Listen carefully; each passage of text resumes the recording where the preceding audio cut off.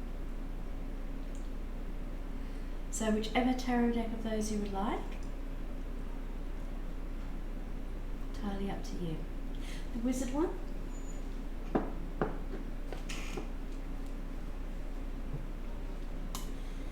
Would you like a general reading, or would you like a specific question answered? Oops. Excuse me, I'm just going to grab.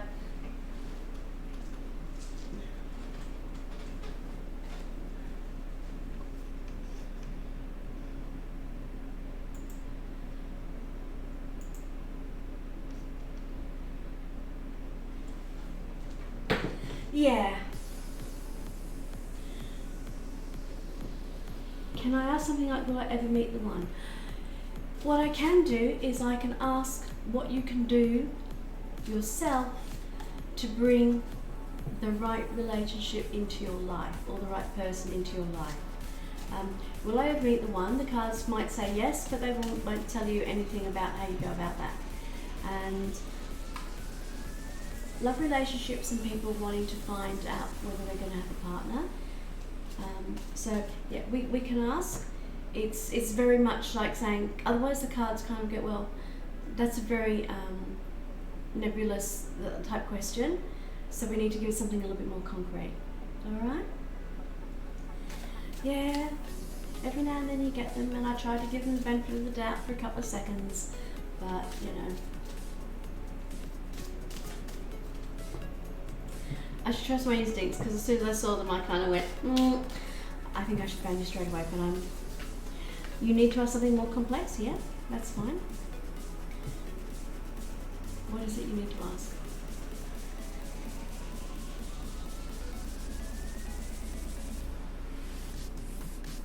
Yeah, it's your reading. I just want to make sure. Hello Outlaw Star, how are you? Lovely to see you again. No, I mean, do I need to, or is that good? Oh, no, that's fine. The cards will pick up on the general, on the question of what can you do personally to help bring the right relationship into your life. Cards will pick up on that. It doesn't. I'm very good. I'm really, really good. Flying solo today with no mod. Whoops. Had to ban 2 people already, so you know, it's a great Saturday morning for me. But yeah, have my own boundaries. I try to give them a little bit of leeway, but when they go past that, it's like, you know what? Don't need that in this channel. Don't need that at all.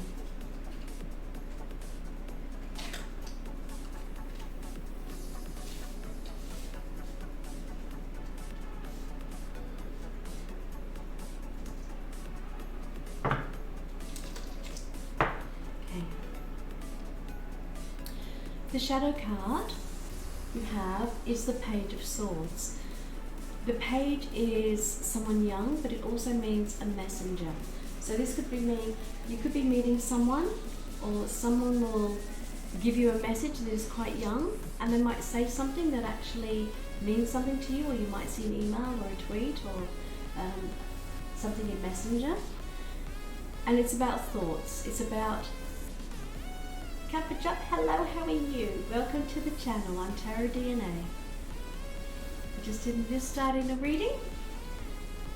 So this person could be a messenger. It might be someone where you hear something, and it might be unexpected. Sometimes they say out of the mouth of babes. So sometimes it's someone young who'll say something, or they could introduce you to somebody, and you go, oh, okay.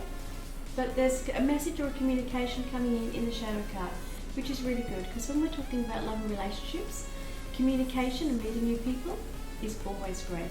And sometimes we meet new people through a third party, or a message or a chat.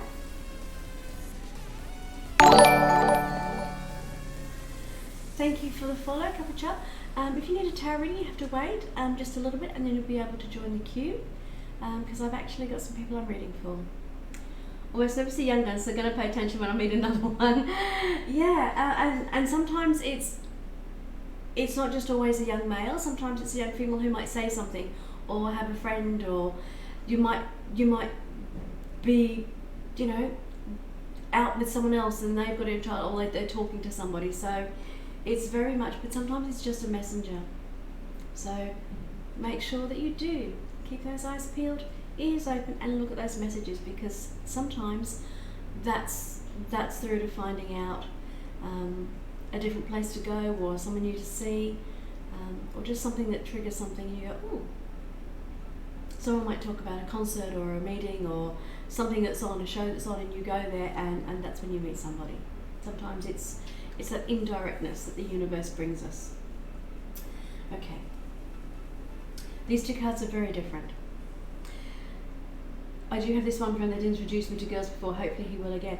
May very well. And sometimes it is just they know someone who is just, they think, yeah, you'd be absolutely great together. So, most relationships start with an introduction from a friend or family member, or through a club, something they do in common. We have two. These two cards are telling me the duality of the reason why you're having trouble with a relationship. First one here, the Seven of Cups. This is the card of illusion and perception. So we know exactly in our emotions, cups are emotions, and the water element, of what it is I want to do with my life and what I want in a relationship and all the other things I want in my life. Each one of these cups is filled with something. So, a lovely friend, going out somewhere, having animals, having a great life, a home, great fortune, having everything happen, and having a great future. But we can't have all of these all at once, so we have to kind of focus on one at a time. So this is like the wish card, the desire card. It's everything I wish in life. It's kind of that, when you play that game, if I won 150 million on the lotto, what would I do? I'd do this, and this. This is the same, but this is kind of what we say to ourselves. In an ideal world, in my perfect world, I want this person as a partner, I want this house, I want this car, I want this holiday, I want this life. These are all the things I want.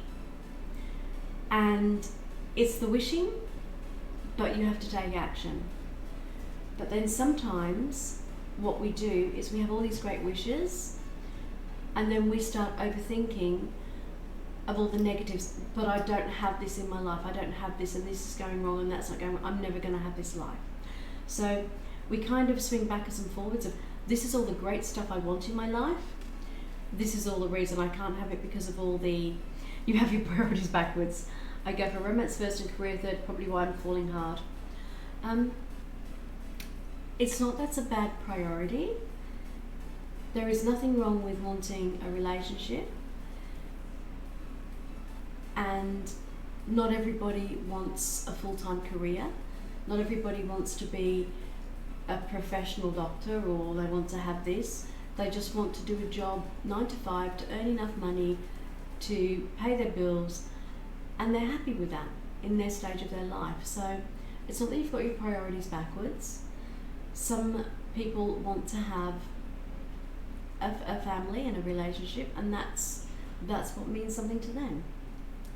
So it's very much, if you're falling hard, make sure it's for the right reason, not that it's I'm in love with the idea of love, and I'm in love with the idea of having the perfect family life, and then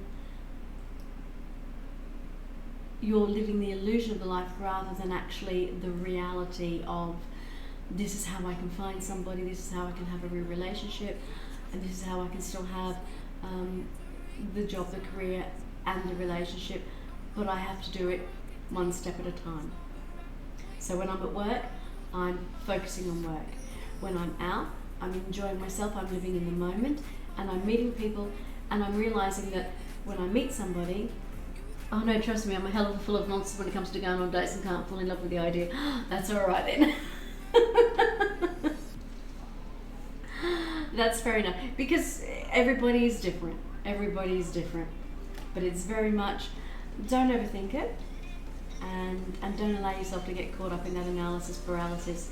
And I'm really glad that, it's You can have the fun and enjoy the date and see what it is, and know that, yeah, there's definitely something going to be coming into your life, but it's how you go about it. But you have some great cards here, and this is how we go about it. You have the Star. The Star is a really beautiful card, and that's saying there is definitely a really wonderful relationship going to be coming into your life. Very much so. The Star is that guiding light that says, this is where you want to go, this is the light you follow. So you very definitely, the universe is looking out for you to make sure you have the right person at the right time. The Five of Cups, like the Seven, is very much on emotions. The Five here are very much, we tend to look back at the things we've lost, or the ones we thought might have been the one in your language. Say, I think they were the one and I lost them, something happened. And so we kind of then don't look at what else is there. We focus on this. Whereas actually there's other cups standing up, but we keep looking at the broken ones. And you can need to move on from those and look at the full ones and start actually focusing on what is in front of you. Because this tells me there's actually something in front of you that you're not seeing. So it could actually already be somebody and you're not actually seeing their light because you're turning away and not realizing it.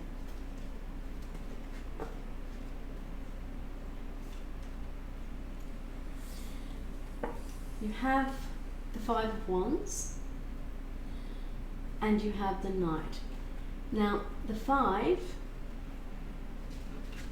are very much the halfway point. So it's saying you're almost halfway there. This Five is your emotions. It's kind of like you haven't really decided who it is you want, what it is you want, and what it is about them that you really like. So that's where that's coming in.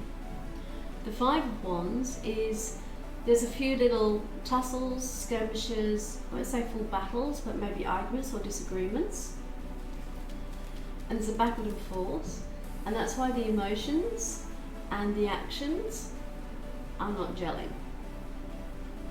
So this is you looking back on the other and maybe still having a little bit of disagreements or fights, and it might be with the people in the past, or it might be someone telling you to move on, or that person really isn't the right one for you, and there's a lot of outside influence, you talking either with the person who you're involved with or with other people telling you. I don't know if that resonates with you, but that's definitely coming through. Again, this Knight of Pentacles is also someone who is very much very stable. It's resources, coins and pentacles are resources. So this is someone who might very much be someone in your life that you know is very reliable, very stable. Yeah, I'm not entirely sure if I've moved on from my ex. You never really know until you meet someone else amazing.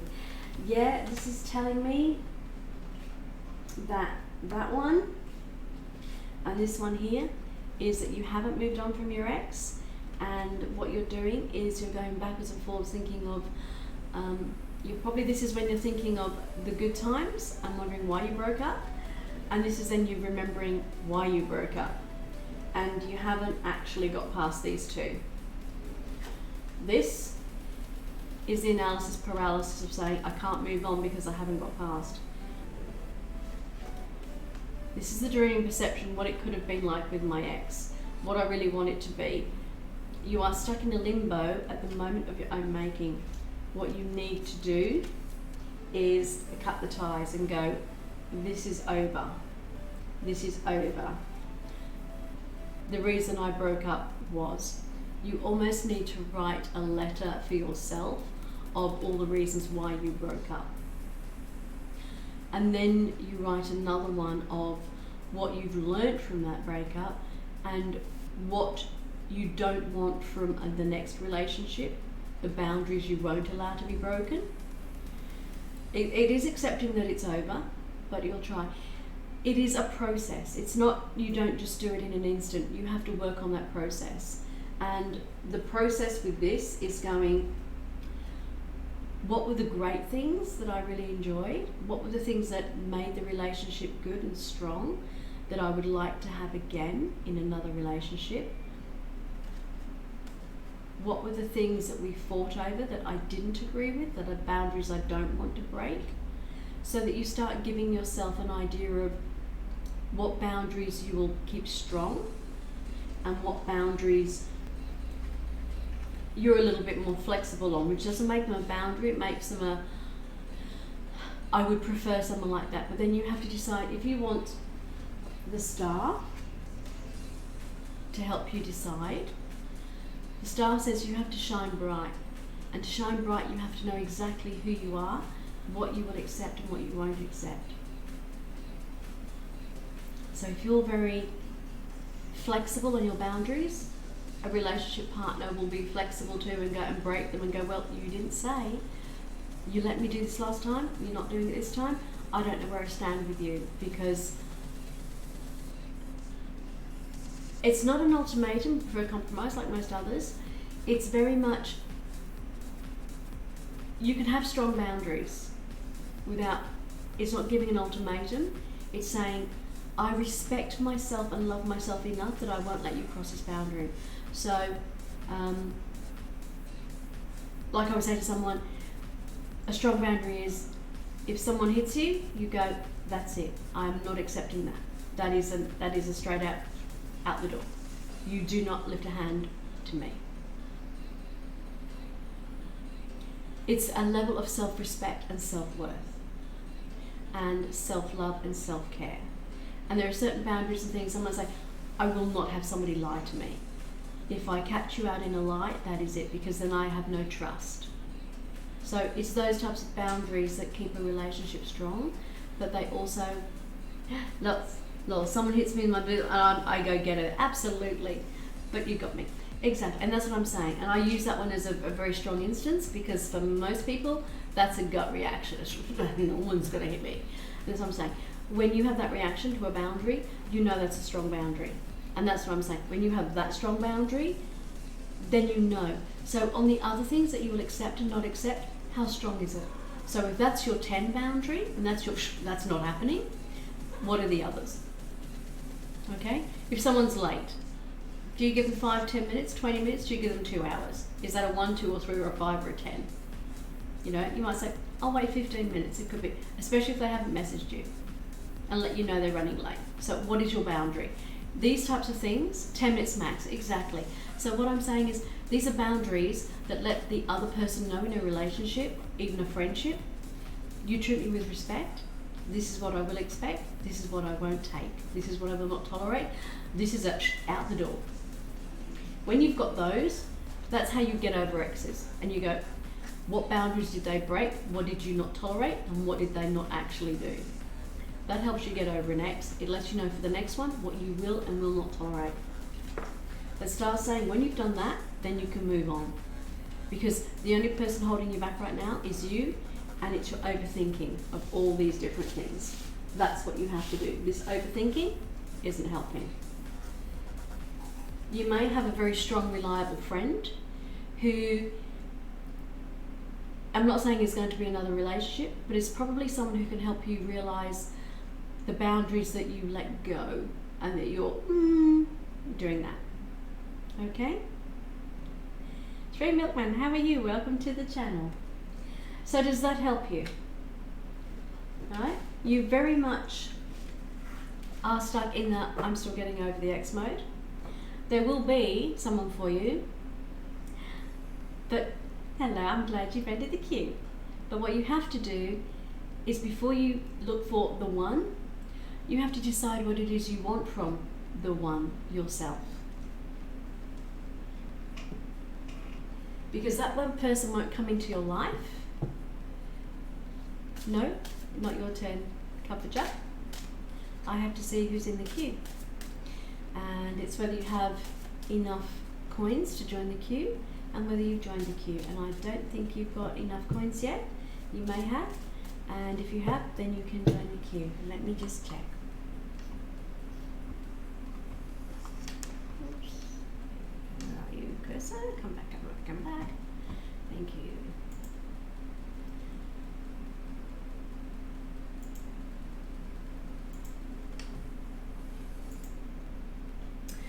At the moment, Gnarly, Ghost Floof, yep. I had you up and then Project Gnarly, so that's exactly. It was just showing up. I hadn't picked you up there. Makes a lot of sense, thank you. And I'm killing my romance myself at the end of the day. Just not too easy to move on, but I feel extremely refreshed after this, thank you. You're more than welcome.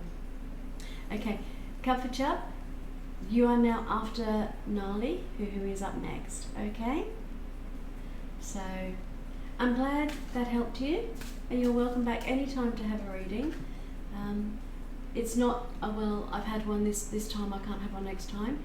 You can come back in every time you see, and what I say to people is, when you followed, if you actually press the notifications on Twitter, then I always tweet when I'm going live, and then you won't miss them. And because I'm on here 3 times a week, but I have different time zones. So this time zone is more for America, that I try to catch those, so you're able to do that. Thursdays I try to do UK, and Tuesdays I do Australia. So depending on the same time zones and latitude and longitude where you are, it will tell you when you look at the clock how many hours and what days I am in your time zone, and that will help you know which is the best one for you. I have the same question each time. We can rephrase it in a different way, and that's fine, because I have a lot of people coming back saying, I need clarification on my career, I need this, and that's fine, because the time changes, but you change, and as you do things, different cards will come out. So that's absolutely fine. And we all want somebody to be there. Loneliness is not a nice thing to have, and we all want someone to be with. So until then, you can come and join us and have friends and chat, and we will keep you company. And we'll send you lots of hugs and cuddles. Okay?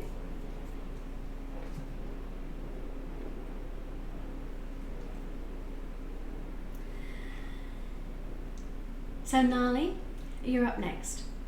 And for those of you new to the channel, I like to switch things up a little bit. Although I read tarot cards and everything else, I like to bring a little bit of a fun element in. So, Gnarly, are you around? Because you're the next reading. I know you went to get coffee. Are you back? Until next time, I'll phrase some awesome quotes for the viewers. Oh, please do. I love the quotes, and I'm really happy for that. You're here, Gnarly. You're phrasing your questions for the cards. That's fine. But before you do that, would you like to have a go of the storytelling dice? And we'll just show people what the dice do. Hello, Chloe. How are you? Nice to see you back. Sure. Okay. Do I ask a question? No. These ones, you're going to just pick. Hello, Chloe. You're always coming confused. I'm doing the dice for Gnarly. How are you? So, what I'm going to do, Gnarly, is this is number 1. So 1, 2, 3, 4, 5, 6, 7, 8, 9.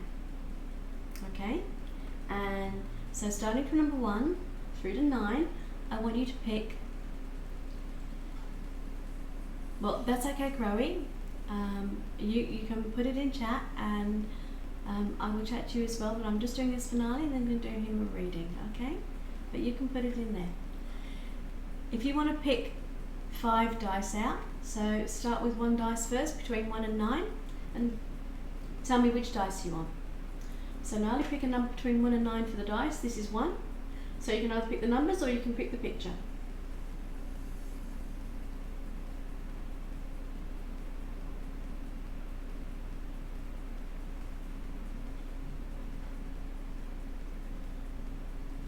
And if I do a reading for you today and you like the reading, please feel free to go down and check out my website. But also, if you've liked what I've done and you'd like to do a review on what I've done for your reading, if you can email vera@tarotdna.com with your comments, then I put them on my website, and please say whether you'd recommend me and rate me 1 to 5 stars. So you want the star,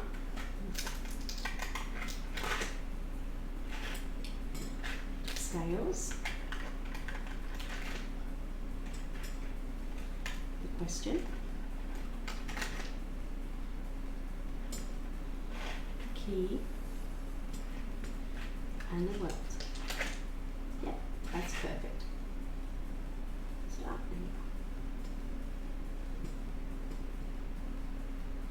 Okay. Can I send She's Amazing 5 million times in my review? You can send it as many times as you like. And I'll just put in Ghost Blue said she's amazing in brackets 5 million times. But thank you. It helps me do that, and you can put initials down and the country you're from, because it lets people know that I do internationally as well. And so it goes on my website, and I really appreciate that. So we always start with this one here. So you actually started with a star. So the stars are aligned for you to create balance in your life. But there is a question mark regarding who has the key to your heart, but in the end, your heart will open up and you'll be given the world. Do you like that little story? This is using story dice as a divination method, and we choose them in order. Aww. But then we go, but what happens then?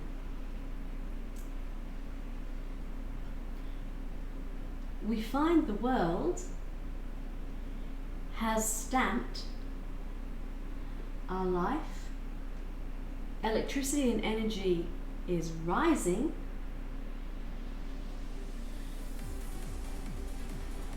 Wonderful times together.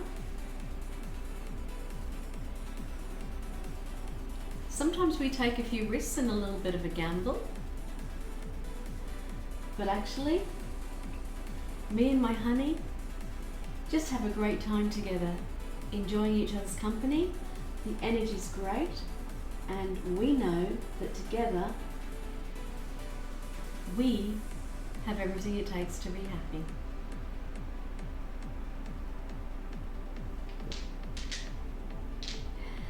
And that's the story, dice. I was wrong about the thing with my crush. Both me didn't understand and she didn't type directly. And when I asked her to explain more, she answered on something else. So much confusion and misunderstanding. So she was actually looking good, and I felt down for no reason. And isn't that what we said to you? We actually said sometimes miscommunications, and you are creating mountains out of molehills because you're reacting very quickly instead of just sitting back and actually listening and talking. You kind of jump in a little bit. So I'm glad you learned that, because it wasn't just your fault. No, what I'm saying is that sometimes miscommunication on both sides, but instead of saying, can you explain what you meant? It's like saying everything's wrong. It's very easy to have that gut reaction. So if you actually then just take the time to step back and go, okay, don't quite understand this, can we talk about it? So, and you actually did exactly that, and I'm proud of you for doing that. And you've done really well, and you've learned a really valuable lesson, and you're still young.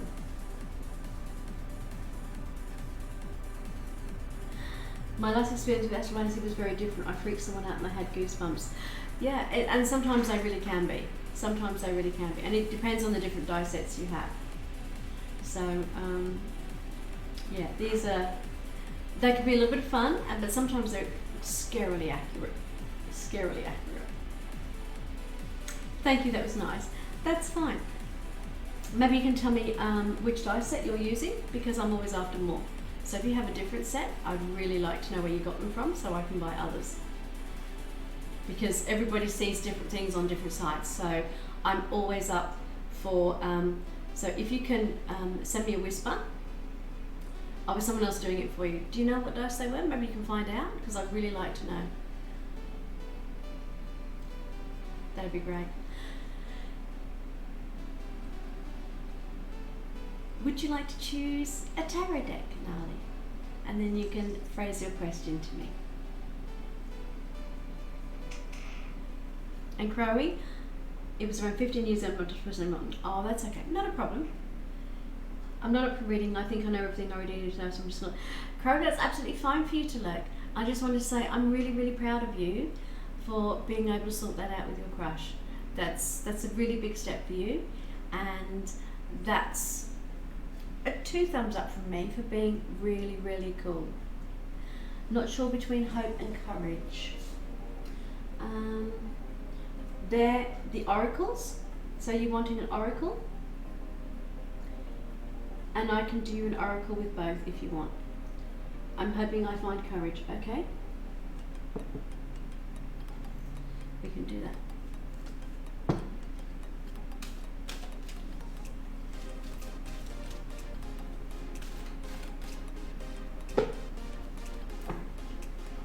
These are the Divine Animal Oracle.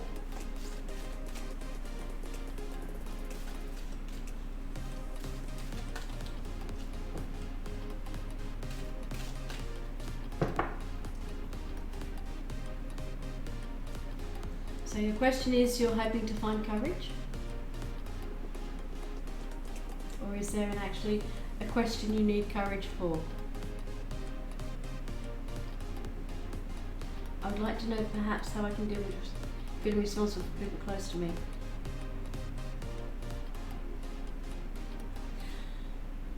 Okay, I can do that. And it was frustrating to have that feel, and when I learned that there was a misunderstanding or whether that big rock went away. And that's what happens, Corey, when you actually clear up misunderstandings and miscommunications, all of a sudden all that tension and all those horrible feelings and that big rock in the pit of your stomach goes away, and that's a good feeling. And you've learnt that really valuable lesson at a very young age now, that miscommunication, misunderstanding can make us feel awful, and it's worthwhile being very forthright. Their feelings are important to me, but I'm not sure if I should take on the energy or look out for myself. Okay.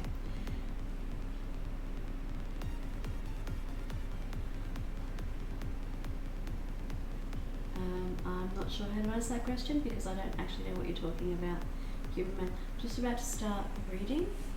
So Nali, I would like to know perhaps how I can deal with feeling responsible for people close to me. Their feelings are important to me, but I'm not sure if I should take on that energy or look out for myself. Okay.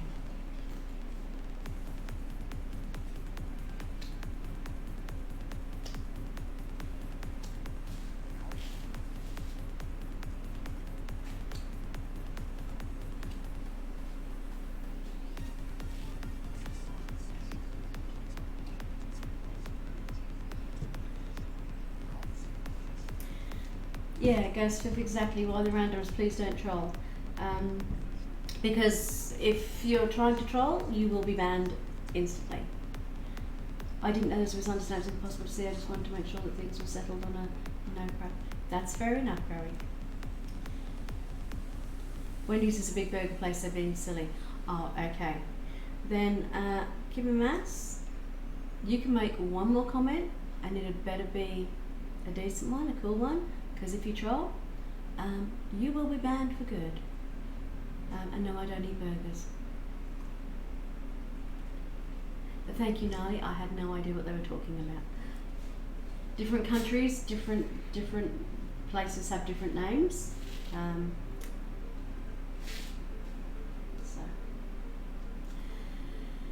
Okay, Crow, this is an oracle, Nali, and we take the energy from the animals.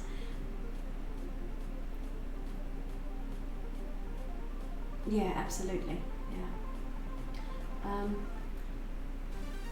So we're taking on the energy of the animals as to answering your question. Your question is about responsibility and if you should take on that energy and look out for yourself. I've picked the shadow card because you asked about courage. You have, to me,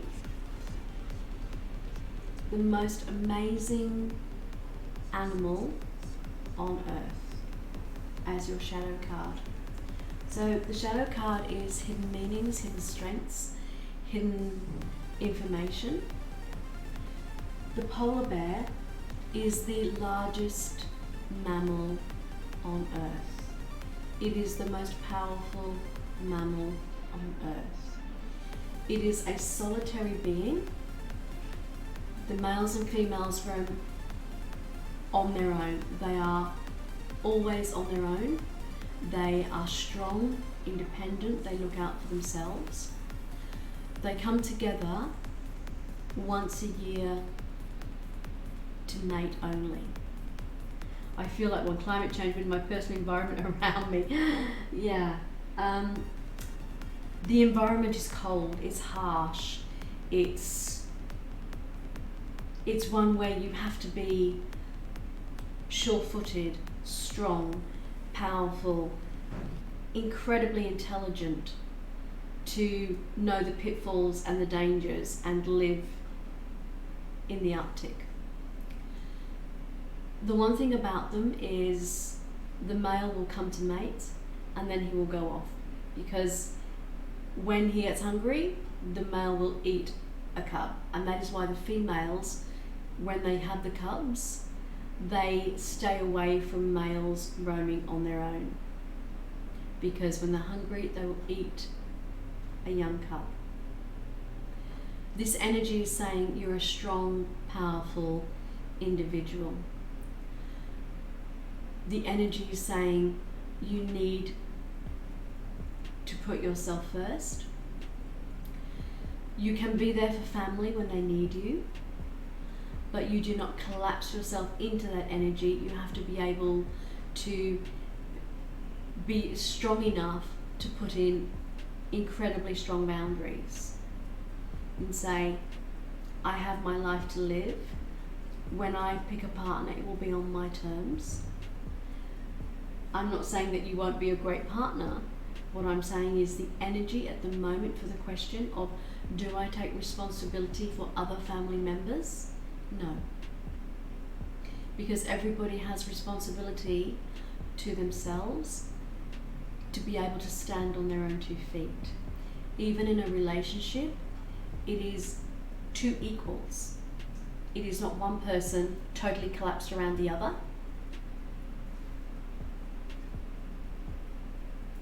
No offence intended, but the African bush elephant isn't the largest mammal anymore. It's not extinct yet. No, when they're saying this particular one, it's considered the largest mammal in the fact, not in sheer physical size, but in the power and what it lives through. I totally understand what you're saying, the African bush elephant. No offence intended. This is what I'm saying, this particular mammal, because of its size, its power, is considered the largest animal on Earth. It's not extinct yet, absolutely not. No, I totally agree. And it does have its own power, but this particular one is saying it's the bear spirit, the power bear spirit of this animal is superseding because of the harshness of the continent it lives in. This is talking about the energy of this particular animal, not actually just in its physical overall abilities. Yeah.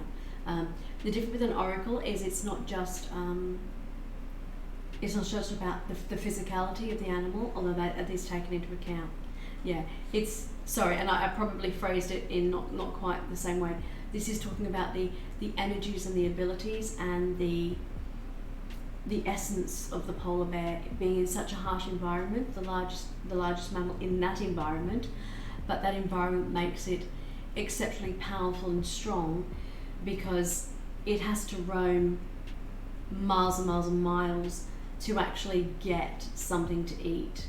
There is very little respite, and unlike other bears that hibernate in the winter, this one is in winter all the time. It doesn't hibernate, it actually has to find shelter and still eat all the way through the Arctic winter, which is forever. Not a problem at all. And thank you for asking that, because that is exactly what this channel is about. So miscommunication, misunderstanding, I put that across. So no disrespect or offence taken at all, because sometimes I can slip up. So yeah, keep me on my toes. That's exactly. So for this energy for you, Nali, this is the big saying: you are not responsible for all the family members. You can love them, but you are not responsible for those close to you. That would be like me saying to my son, who's hours and hours away, 2 states away, saying, you're responsible for what happens to me. No. I'm responsible for what happens to me. He's responsible for what happens to him and his wife and children. That is his responsibility. So the blue whale. Yeah, in the environment of the ocean, an underwater mammal. In this environment, because obviously there are huge animals all over the world. So yeah, not a problem at all. Not a problem at all. So the energy of this polar bear is telling you you are not responsible for your family. You can be concerned if you're able to help them in certain ways. My son, when he was here, might take me to an appointment, but he wasn't responsible for getting me there. It was a favour if someone else wasn't able to take me because I'm not able to drive. So you are not responsible for all your family members. You can have a concern and you can love them and care for them and say, how may I help? Time allowing, because I have responsibilities, I have a job, I have things I have to do. Chihuahua lover, how do you get a reading? Welcome to the channel. My name's Tarot DNA. You can stay in the channel for a little while and you build up in-channel currency called Pentacles, and that will give you enough in-channel currency to join the queue. Following gives you extra Pentacles if you want to do that, and helps you join the queue. But it's just giving yourself a little bit of time. You have a very powerful shadow looming over you. When we call it the shadow card, it's just saying sometimes we don't realise that we have this very strong energy about us, and it's not something we utilise all the time. The polar bear, whether it comes up as a spirit animal or a totem animal, is incredibly powerful. It's a bit like the Native American Indians, if they would have the bear claws. It was like the power. It's like in Africa, the lion claws.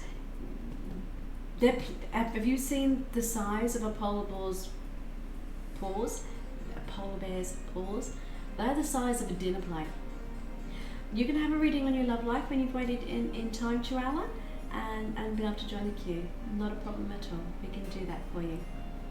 So yeah, they literally are, they are like this. But that's because they've got to be able, you've seen them, yeah. So this is your shadow power animal at the moment.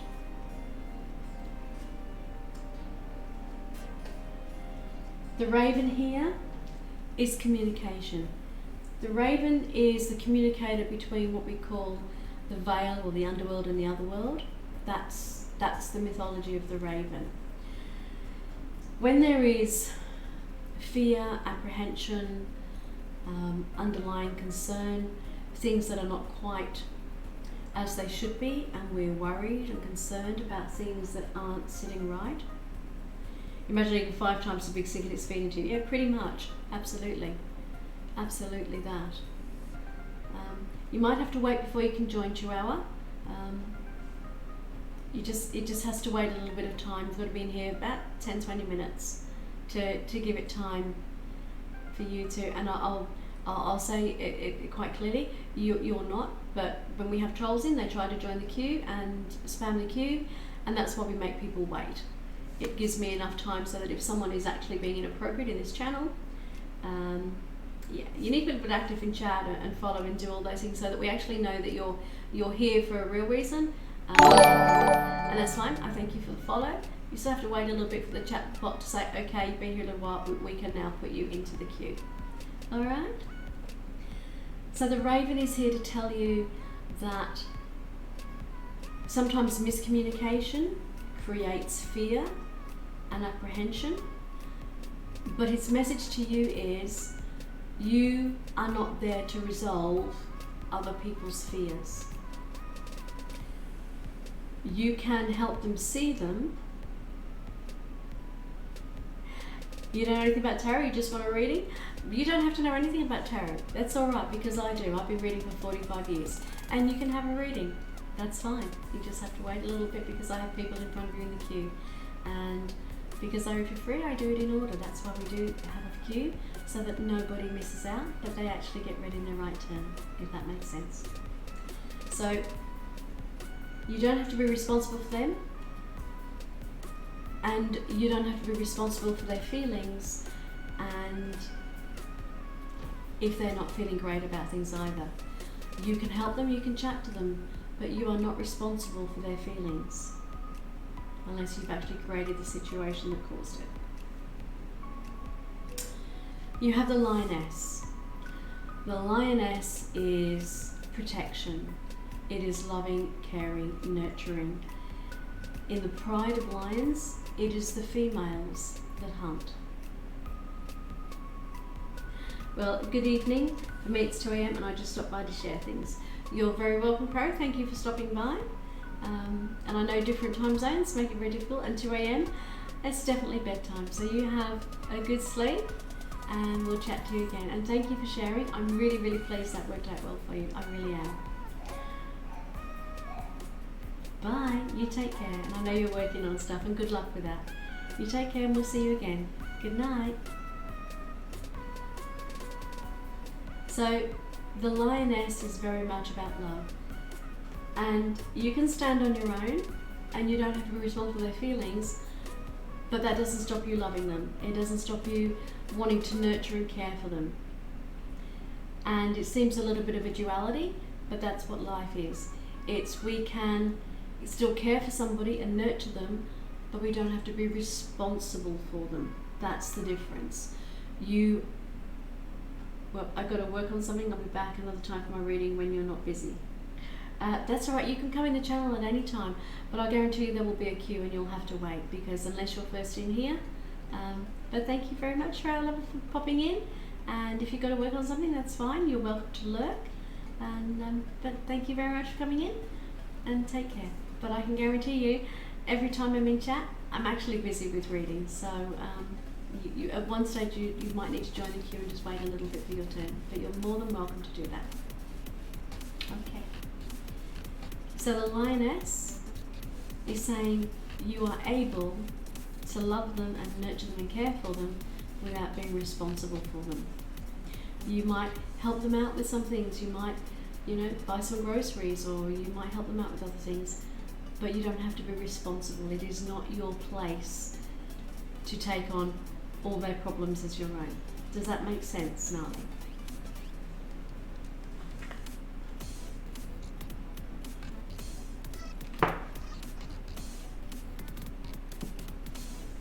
Good. I'm just going to have a quick drink.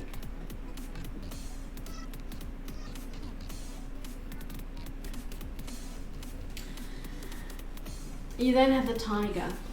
Have you realised this centre row, the incredible, powerful animals you have? This tells me that you have a lot of inner strength. You're genuinely a caring, nurturing person who wants to look after the family because you feel it's your role, it's your job to do so. The tiger, another strong, powerful animal. The energy of the tiger is survival. It is stealth. It is, I do what I have to do to survive. They're endangered. So it doesn't do things lightly. It doesn't do things without reason. It doesn't do something if it's going to put itself in danger. It looks after itself because it needs to, because no one else is going to look after it. It's like the lioness. The male lion is there to protect the boundaries and protect them, but it is the females that go out and hunt to take the danger on in a group. The tiger hunts alone. So this is saying you have that part of your nature to look after and care for others and provide for the group, the family unit. The tiger is saying, as is the polar bear, don't collapse yourself into being the one that does everything for everybody. Because everybody has their own role, everybody has their own responsibilities. The tiger's here saying, I'm strong, but remember, if you ride my back and if you expect to hang on to my coattails, you're going to go into the fray with me. Because I don't stand in the shadows, I don't have an easy life. I go out and fight for what I want. I do exactly what I need to do for my life. I can come back to you when I'm able to, and I can be caring and nurturing, but I am not responsible for you. Do you see the difference? It is not your place to take on the responsibility of that energy. It is your responsibility to stand up and be the person you are and look after yourself and be strong and independent. Your family is there, you can help them. It is not your place to look after them. Like it is not my son's place to look after me. It is his place to look after his family. I'm his mother, he loves me, he cares for me, he nurtures me. But he does not have to take on my responsibilities. Not his role in life. Wow, are you getting all the big ones? You're getting the big cats. You have the snow leopard. I can't tell you what a powerful, powerful reading this is for you. Cat energy is... Cats and bears are the strongest totems there are. They don't come any stronger than the bear and the cats. They are kind of like the top of the totem tree. And you have the raven for communication. So here you have the lion, you have the tiger. Bringing that up, you have the divine snow leopard. Snow leopard here, if you look, it's the watcher. And I want to read you the words on these. The raven is news. This is all your communication. The lioness here is protection. Hello Sugar Plum. You may not quite have been in channel long enough to join, but if you hang around for a little bit, you should be able to build up the in-channel currency. As I'm Tarot DNA, and we just have that so people just can't come in and jump the queue. We let people wait a little bit so those that have been in channel long have enough time to join the queue.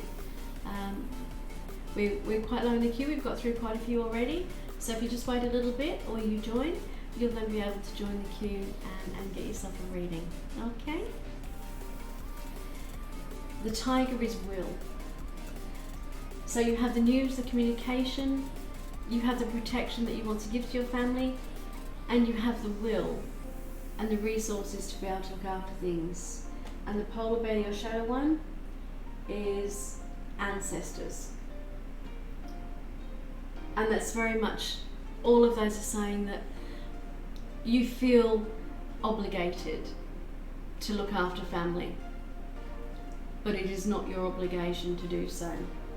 It is your obligation to respect them as family and nurture and care, but it's not your responsibility. There is a difference. We pay honour to our ancestors. Another cat. Yeah. See, she knew. All the cats are on the table. She went, well, I'm coming to show you there's another one. So your cat energy is extraordinary today. You are getting the lioness, the tiger, the leopard. And you have the Roxy. You know, when she blesses them, you know what it is? So all I'm saying to you is, all these cards are telling you, and guess what? You have the elephant as well. The elephant here is leadership and intelligence. And as we know, elephants have a memory and they have strong leadership. You are a leader in your family and they look up to you. But you're still not responsible for each individual person's own energy.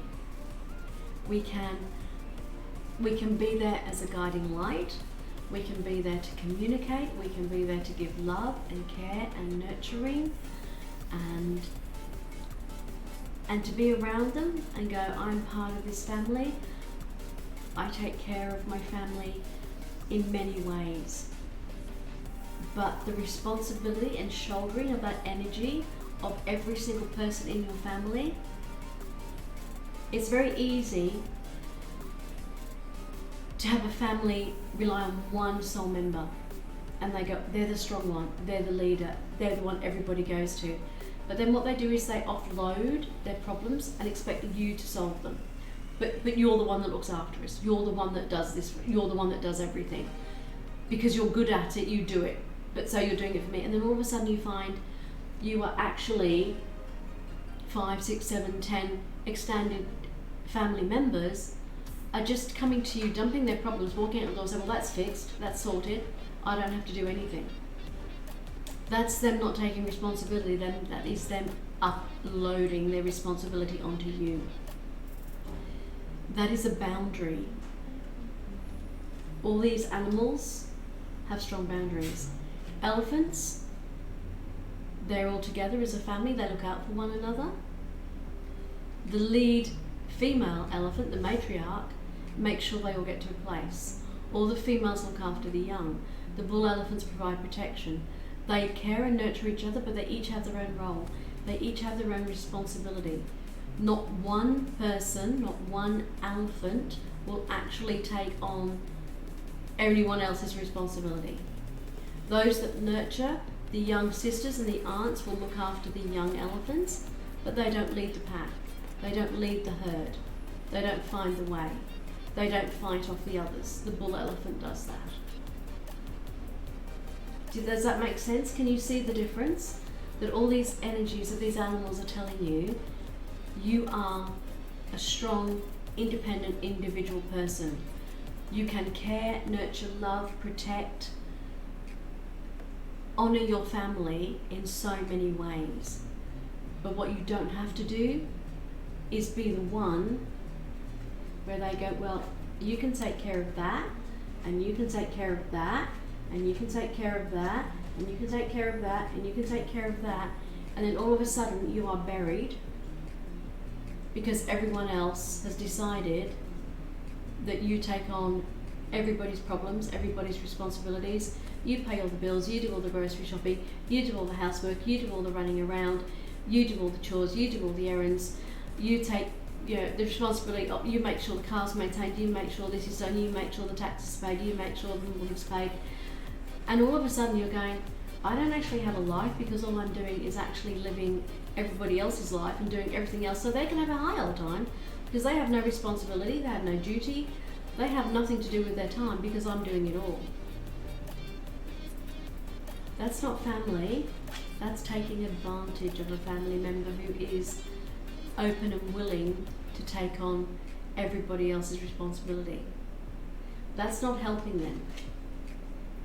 Look at it this way, you can be kind and considerate and compassionate as much as you want because it is all your choice at the end of the day. Even if someone uses your kindness against you, but understand one thing, never let anyone convince you that you have to change or accept anyone's burdens for life. You always have your choices to which path you want to follow.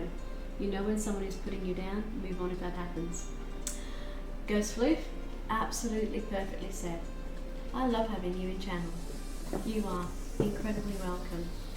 And as soon as I get enough subscriptions and can open up some more VIP badges because I've used my quota, I would like to make you a VIP of this channel. So as soon as I get to that point that I open up enough subscriptions on my next level, I would like to make you a VIP. Because already the comments that you've given, I can't at the moment. I only had 20 slots and they're taken. But I'm so full of admiration for the comments you give, your beautiful way of phrasing things, the way you are.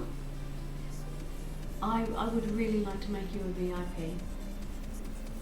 Nali is a founder because he's one of the first 10 subscribers, and I'm always incredibly happy when he's in chat, but I'm just totally overwhelmed by the beauty, the sentiments you have and how you phrase things.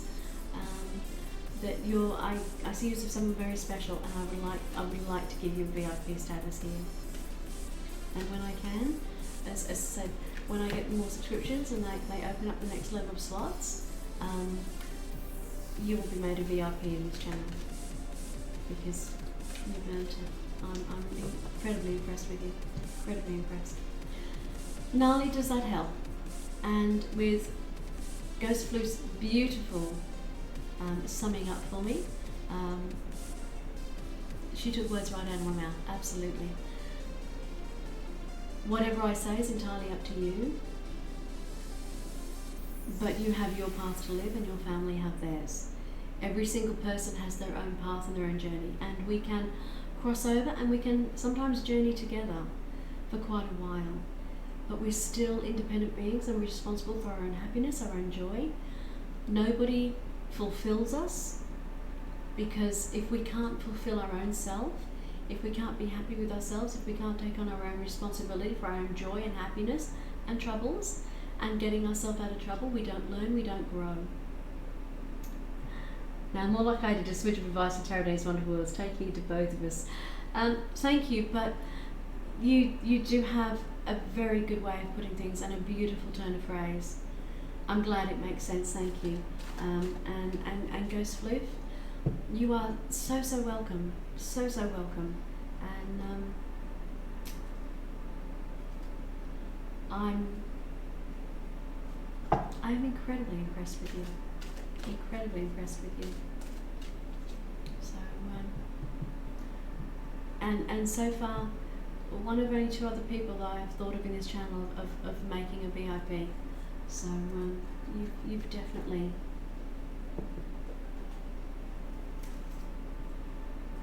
made an impression, and a very big solid one.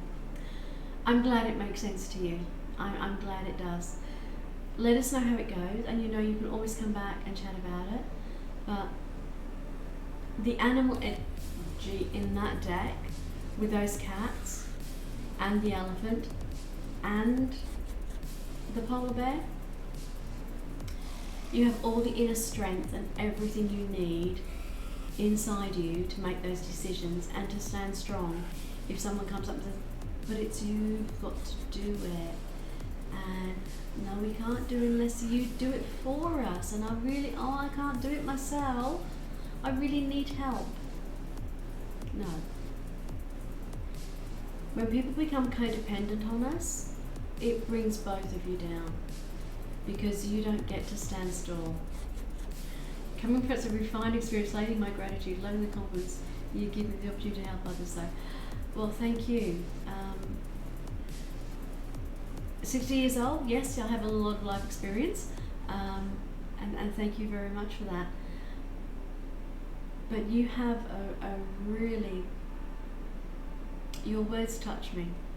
your phrasing and your empathy touches me. So,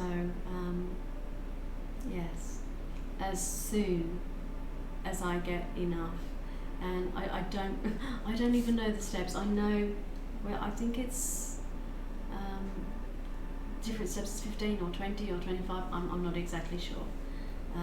So I'm only on 10. I think I have to have another 5 or something before I get another one. Nani probably knows better than I do.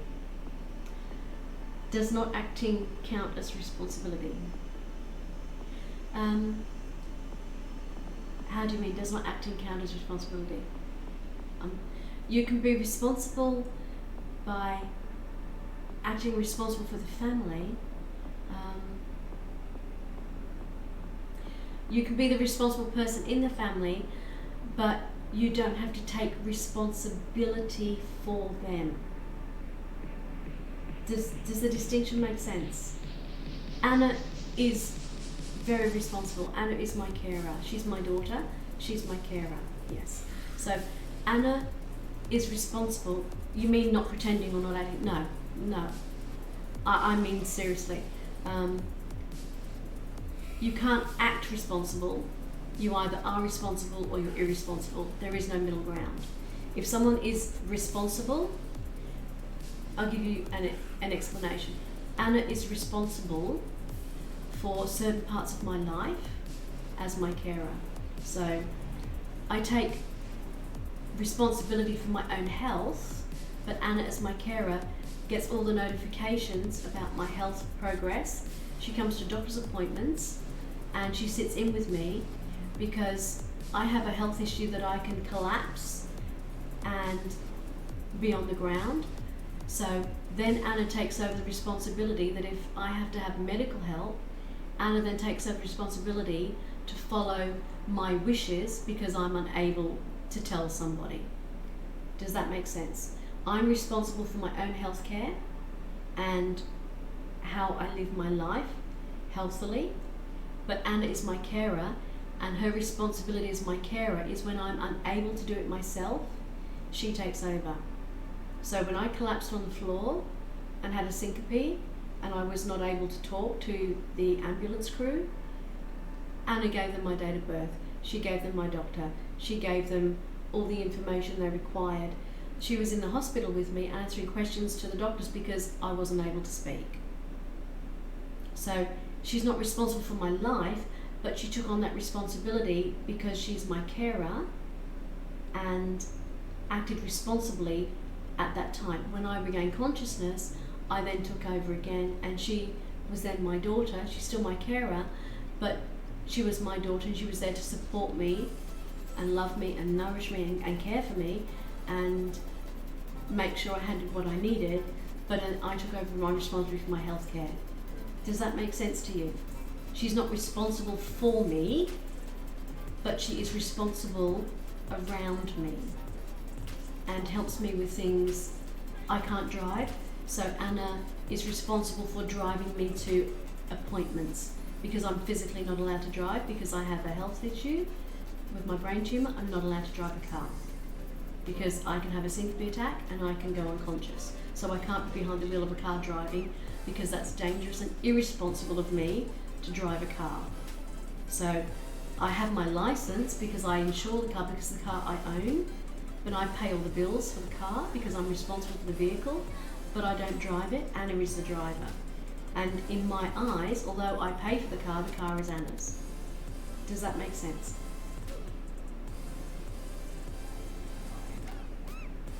I hope it does. Can you see the difference? She's not taking, she's not taking on the responsibility. She's not paying my bills. She's not codependent on me. She has her own life. She has her own money. We live in the house together, but she can have whatever she wants whenever she wants to. We have different timetables. We support each other. We care for each other. And I would protect her against anything. But she's a strong, independent woman. But she cares and is responsible for me when I'm no longer able to do it. So when I broke my ankle, I was in a wheelchair for 8 months. and I made sure I got to appointments. But I made the appointments. She didn't have to do everything for me. I still do things around the house because it's not her place to make me meals unless I'm in so much pain I physically can't stand up to get to the kitchen. Otherwise, I do things for myself because I'm strong, independent. And that's how your family can be. So I hope that makes sense, and that kind of answers your question as to why you don't have to take on that energy of responsibility, but you can still be a responsible person. I'm really glad that makes sense, because that was a very, very good question, and it's one that many people have when they have older relatives and parents and grandparents, and it's a question I would answer a lot when I managed care homes. I managed care homes and dementia facilities for quite a while, and everyone would say, I don't know if I can handle the responsibility of taking over their life for them. And I went, you don't have to. Because there are advocates who look after that. You might be a son or a daughter, but you don't have to be the one to live their life or take over their life. If they have dementia, there are legal things to put in place to make sure their bills are taken care of automatically. There are lots of things that can be done, and I know this for a fact because I've had to put them in place for different people in my life, professionally and personally. I had a very disabled husband who was able to make his own decisions but physically disabled through medical care, medical illnesses, and needed care. I was his carer and his wife, and I was the main breadwinner. But he made his own decisions. So when he decided not to look after himself properly, I respected his decision and said, you have to take your medications, here they are. You say, I'm not taking them, I go, that's your choice. You will be the one that will feel ill, not me. And I would write it down in the care plan and say, he refused his medication. If I made him a meal that was what he needed to eat because of his medical condition, and if he said, no, I ordered takeaway, I'm having whatever, and I'm opening up a drink, and I go, that's fine. That's your choice. You are responsible for what you put into your body. I'm not. I can provide the right option. If you decide to say no and then go for the wrong option, that's your choice. You're entitled to do that. My mother had heart issues and would not give up smoking even though they told her to. And right up to the day she passed away, she was still smoking, and they said to her, you have to give up. And we didn't stop her. We said, that's entirely up to you. But I said to her, you're not smoking in my house because I have asthma and you won't smoke in my house. That's my boundary. So we can be caring and responsible, but you don't have to be responsible for them. And I hope that kind of helps a lot.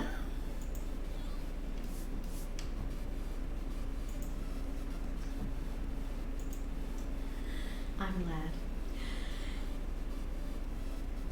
Comfort Chap, you're up next. See, you made it onto the queue.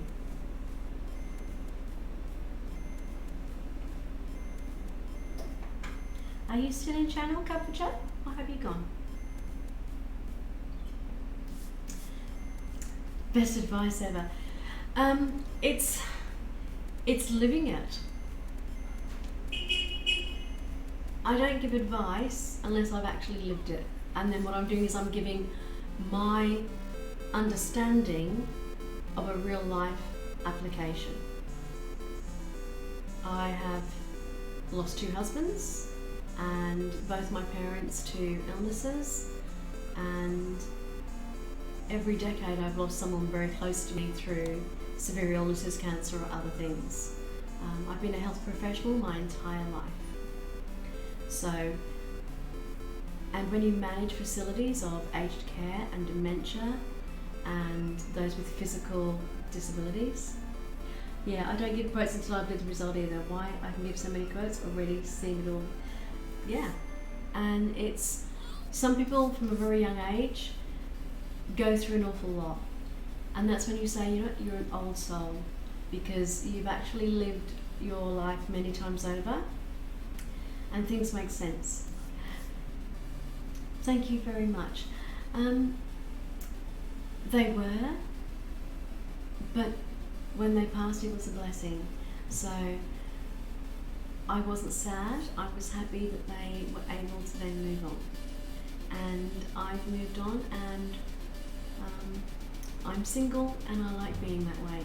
I don't want another relationship, I don't want another husband, I don't want another significant other. I'm actually very happy living my life, being responsible for myself and enjoying what I do. And I like to say I'm a strong, sassy, sexy 60 woman. And I'm happy. If you were 20 years younger when we met, my husband was 19 years older than I am. I've always married older men. I was 18 and my first husband was 31. And when I married my second husband, when I was widowed, he was 19 years older than I was. So,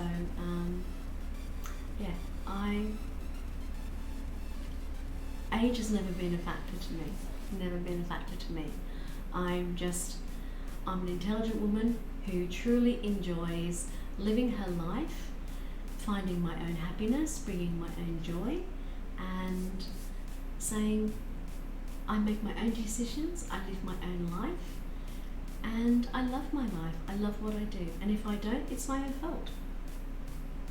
Same, I've almost never dated anyone less than 10 years older than I am. Oh. And I am certainly no cougar. Don't get me wrong, I admire a man with a great body, and I'll be the first one to say, man, that is so hot. Absolutely. Not a problem at all. Cup for Chup, are you actually in chat? Because you're actually now up for your reading, if you're still here. And I'm not sure whether you are or not.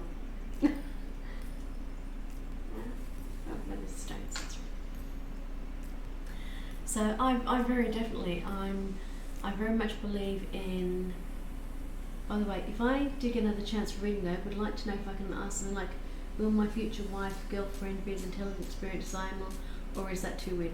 No, that's not weird at all. Cup for Chup, are you actually in channel? Please say so, because you're the next person up for a reading. If not, I'm throwing the cards again for Ghost Floof. So if you're here, can you please say so?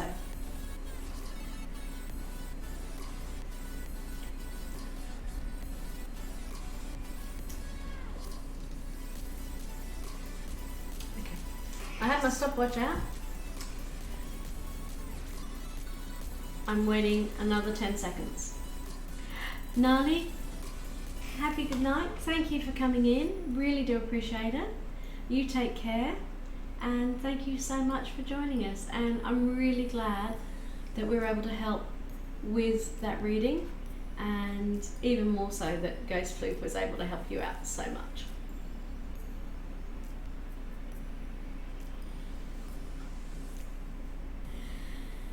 Night night.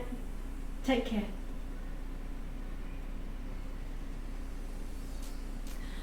Okay, as far as I can tell, Cup for Chup has probably left the channel and might pop back in later. Oh, thank you so much. You have no idea how much that means to me, because I think you're in channel when I said that I was given the all clear by my cardiologist to lose another 10 kilos and start my exercise program up another 5 minutes. So I'm buying myself one of those smartwatch trackers. So I'm looking to save up 300 American dollars. Well, actually 300 Australian dollars, because that's what it relates to in American dollars. And all the decent ones come from the States. Whether it's Fitbit or Garmin. No, Reggie told us you didn't miss the stream. You're absolutely more than welcome. And the queue's open. I'm just about to read for Ghost Floof. And if you want to join the queue, you would be next in the queue, because the queue has now cleared because I'm just about to throw some cards for Ghost Floof. So you're more than welcome. And Ghost Floof, I was telling you that when I next get the next lot of VIPs that you'll be going on, and I told you there was one other person. Well, Heather Thomas, HT Thomas 1006, is the other person who, when I get enough slots, will be the next VIP in chat. So Heather and you, Ghost Floof, when I open the next lot of VIP slots, will actually both be made VIPs in this channel because your overwhelming support. You decided not to take the job you were talking about. That's fine. Was there a reason for that? Because it looked like it was going to be good. Obviously something about it made you decide otherwise.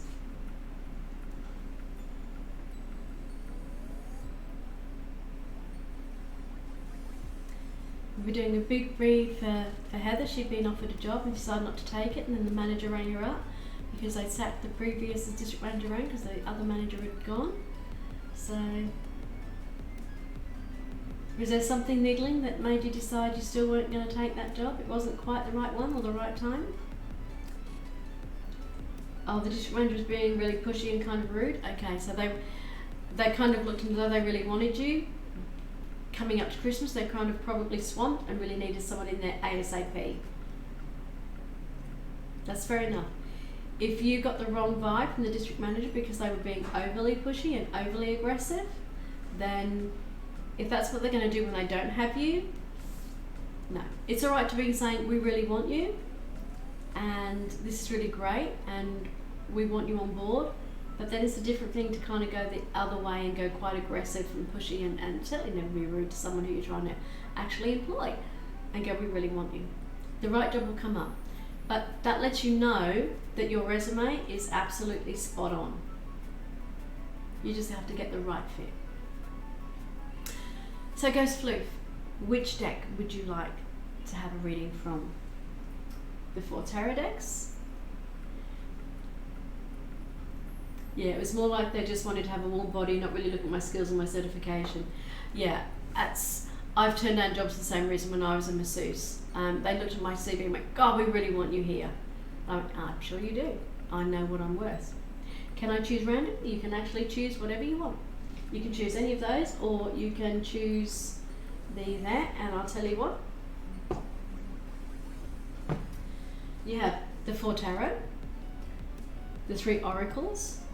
This is a Lamont, and that's a Kipper.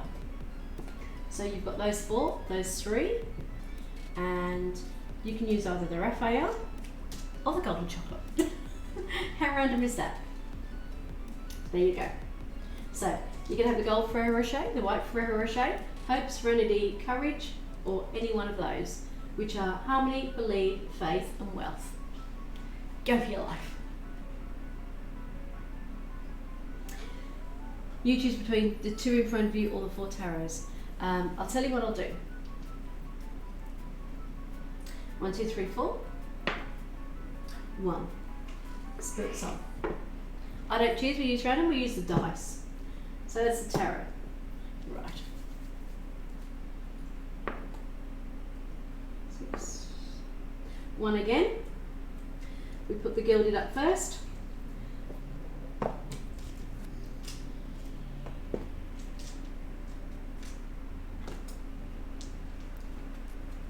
We'll use both. I've used anywhere between 7 decks and 10 decks before, so 2 decks is nothing. Well, I'm sorry it didn't work out, Heather, but sometimes those things happen for a reason. It's because there's a much better opportunity, a much better fit coming up. So, now, you wanted to know about what you have to do, because I don't read for other people. My strong boundaries, my professional ethics are I don't read for someone who's not in chat, and I can't read for someone who doesn't exist yet. So you want to know if your next girlfriend, partner will be intelligent, experienced as you are. So what I'm going to do It's all right, my friend is hooking me up with a job that pays much, much better. Exactly, see? This is the thing. Sometimes we put things out there and the universe goes, that might seem really great, but there's something so much more better out there. And that's the universe paying you for all the hard work you've done, getting your certification and doing really well. So congratulations. I'm really glad you're getting a much better opportunity, a much better job, because you deserve it. You really do. And that's brilliant. I guess I can reverse, are there any very long-term relationships in my future? They're still very nebulous. So what we're going to do is we have to work to see what you have to do to bring those long-term relationships in. You're very welcome, Heather. I mean, we've been watching you go through this to get all this ready, and it's worthwhile. Because I'll tell you why I go through it. I can say to the cards, is there a long-term relationship here in your future? And they can say yes, but that future might be 1, 5, 10 or 20 years from now. That's not very helpful, is it? That's like me going, okay, you know what? Is there going to be a relationship in your future? Yeah, maybe in 2 years' time. Can you see where I'm coming from? It's questions like that. We have open-ended questions. Not getting any younger. Almost 30. Oh my God, she's still a baby. 30. My youngest is older than you. I have grandchildren nearly the age of you. I have a 23-year-old granddaughter. Not a baby in my eyes. No, and you know, it's just that I have 7 grandchildren, ranging from 2 to 23, 24 now. She is 24. So yeah, it's kind of like, if I do that, like saying, is there a long-term relationship in your future? It's like kind of like a crapshoot question. It's like, yeah, could be whenever. But I try to give the cards a little bit more to work on. So what I'm going to say is, any of them single, liking? Yeah, all of them. Because I have them going 2, 5, 11, 13, no, Jack's 8, and then I have the older ones. Yeah. Yeah, sorry, they're between Australia and England at the moment. I have one in England, 6 in Australia, but all over the place.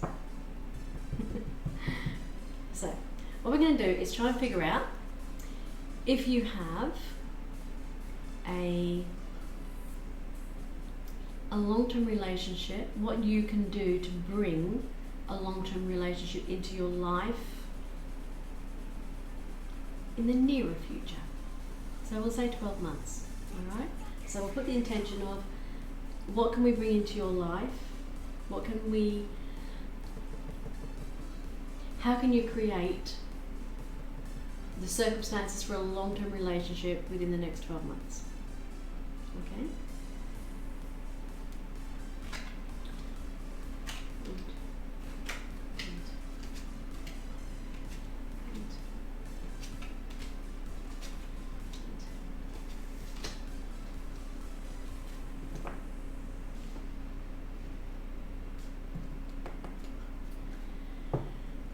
Okay, ooh.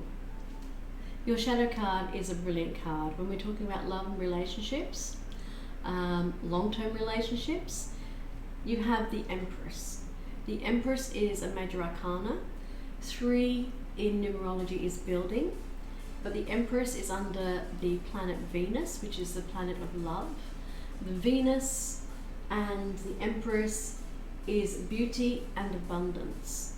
It is bringing abundance into our life in all levels, in every facet of our life. But also, the Empress is the mother. The Empress is the one, and the reason we have a hare, a rabbit, is that old saying, they breed like rabbits. And the Empress is one of abundance. So it's like saying, there will be someone in your life who will bring you joy, happiness, abundance in your life, and children. I'm not saying you're going to get married and have children in the next 12 months. I'm saying that you have the ability to create a relationship that long term could bring babies. Yes, yes. So that is the card of family, the card of abundance, the card of being able to bring that level of joy into your life. All right, so that's very definitely the underlying card of the energy. That's saying pretty much this is a definite yes. There is a woman out there long term who is exactly right for you, and that you are going to be able to build a life and bring abundance and joy and happiness to your life, and a lot of love and caring and nurturing. It's kind of also like we see like the mother Gaia, the one who brings that extra sparkle.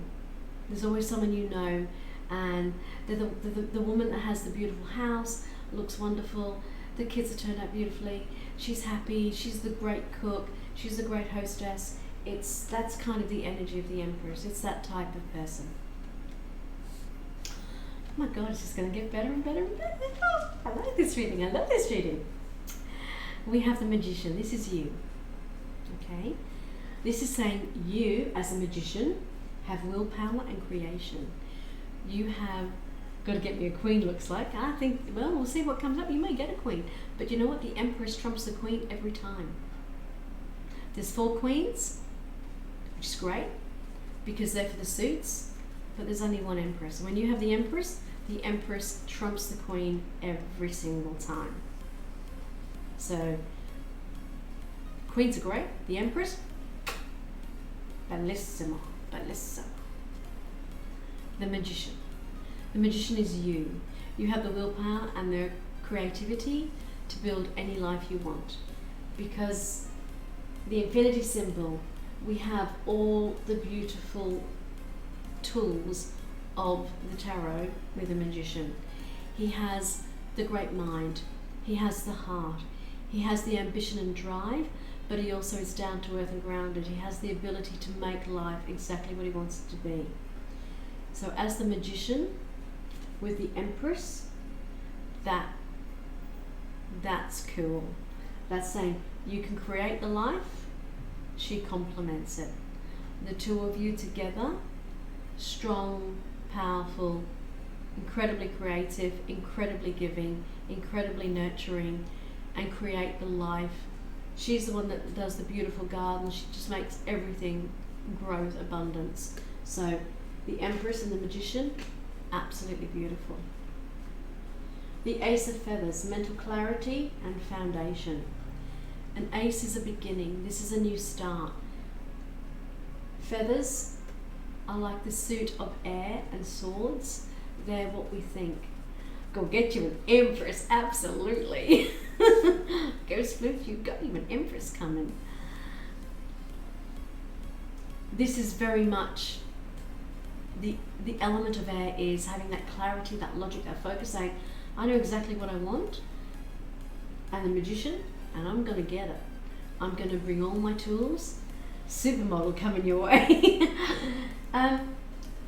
It's more like you creating exactly the right circumstances and portraying yourself as who you are, but using all your gifts, your talents, your skills, your knowledge, your experience. You said about intelligence.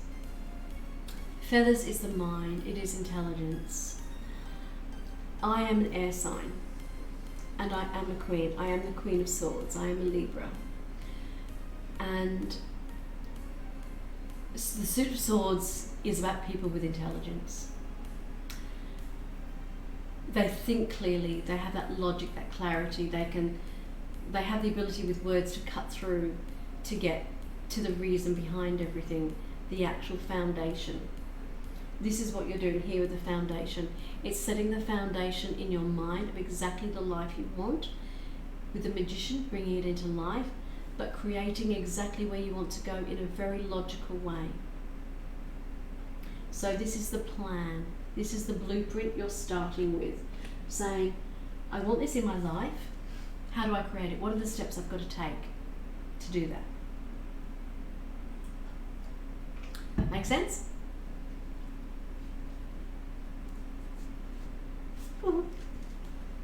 Loving these cards today. Okay. You have the twos. You started with a one. The twos are the next step.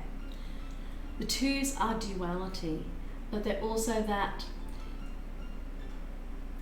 I talk about the tree of life because I study Kabbalah. The one is that the crown, the immediate thinking of this is the idea, this is what I want to do. When we go to the twos, yeah, honestly, I don't mind if I meet someone inexperienced that would want some kind of guidance from me as a man. I just don't want to teach someone else everything I know, if that makes sense. Yeah, I love the tree of life. Absolutely. I think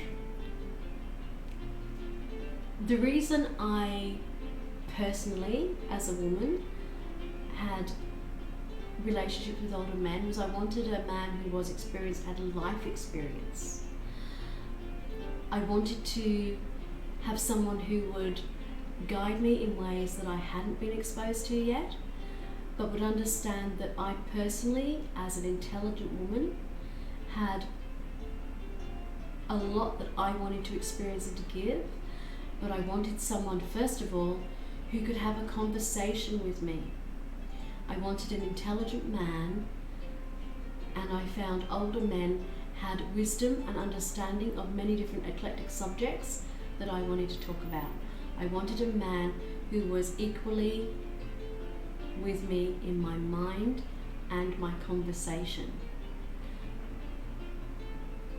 I don't know if it's you teaching, maybe it's more about growing and learning from each other, you know.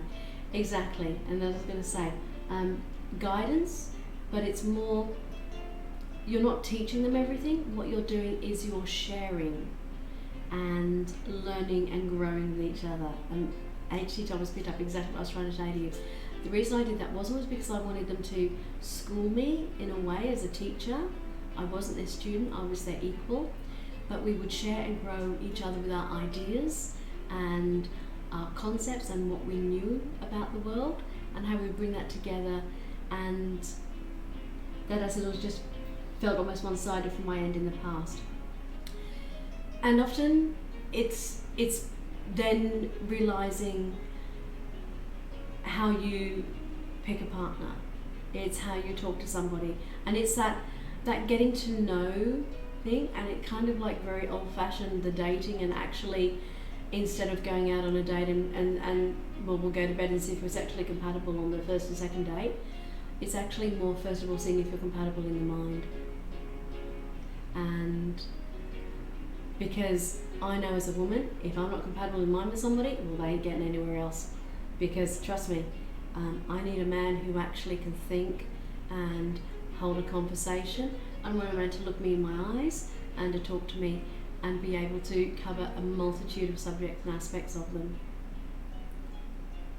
Yes, because I want to be treated with respect. I want to be treated as an equal, and I want to be treated as an intellectual equal as well. Now, I know in this channel there are a lot of incredible women and a lot of very intelligent women. And I know a lot of them will say the same thing as I do. Men often do not like having a woman who is as intelligent or even more intelligent than they are. I had intelligent husbands, but both of them would agree that intelligence-wise, I was stronger in pretty much every aspect of our lives than they were. And it's very hard for a man to have a very powerful, strong, intelligent woman as a partner. You have to be very sure and confident. I would give an arm for someone that can challenge me. Yeah, my husband's found that a great deal. I'm a Mensa, and both my children are Mensas. My husbands were intelligent, they weren't Mensas. They did have an intelligence, because I couldn't be with someone who wasn't. But they found it difficult at times, because having a strong, intelligent, powerful woman, I make up my own mind, my own decisions. I would always ask my husband, say, I'll ask for your input. I'm not asking for your advice, I'm asking for your thoughts and comments. I don't need your permission, to make my decisions. Where I lack, he feels, and vice versa. Absolutely. So what the two is telling you is the duality. The two of shells is union and harmony. That's what you want in a long-term relationship, is union and harmony. You don't want someone feeling greater than the other. There are times when, exactly as H.T. Thomas said, where I lack, he fills, and vice versa. You complement each other. You are there to be able to lift each other up in other areas. And that allows you to be able to give that element of nurturing and caring and growing in the relationship, knowing that there are things you may know about that the lady in your life doesn't.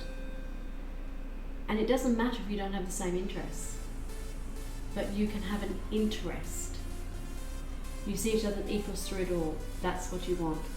And the way you actually build that type of relationship is from the very beginning. Is actually saying, this is what I want, this is what I don't want. And without being arrogant about it, saying, I'm going to use my insight and focus on exactly the type of relationship I want for myself. I'm going to put it out to the universe that I want someone who is an intellectual equal. Because when you are an intelligent person, I have a lot of friends who don't work at the same level as I do intellectually. We are great friends. I go up to them and I have a laugh. But they also will come to me and say, I really don't understand this, Vera. I don't understand what it means. Can you help me? And I go, absolutely. Because they know I have the experience and the ability to help with those things. Yeah, he's my best friend, enjoys my weird, but more ever support me through everything as I do for him as well. Absolutely. And that's the greatest thing. So this is having the focus and the union to be able to say, I want that beautiful romantic relationship, but that starts with a friendship. And the friendship starts with you finding out what you have in common, what your interests are. Can you carry on the conversation? I won't go for a date with a man. I was like, we're not going on a date, but we're just going to sit and have a chat somewhere. We might go for a walk along the beach. Never ever go somewhere where they've got to pay money. And I go, we'll go to the park, we'll go somewhere, we'll take a picnic, we'll each bring something, and we're just going to chat. And if I'm not there 4 hours later and we're still chatting and the time's gone like that, then they're never getting a date out of me. Because I'm not going to spend my life with somebody if I can't actually have a conversation. And if I don't have that spark of being able to talk and find out about things, and we don't just have to have things in common, it's even things that are different. But if I can't actually have a conversation with somebody for hours, I don't want to spend my life with that person. Does that make sense? Because it's no good wasting my time and their time by going, I'm going to fall in love with this person, because you know what? I'm always going to say, I'm really bored. I actually need someone with stimulating conversation, because that's who I am. And I know that's who I am.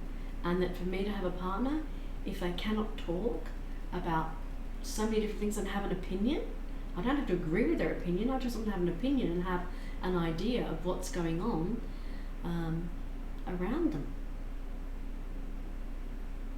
So does that help you, Girl Sleuth, to kind of figure out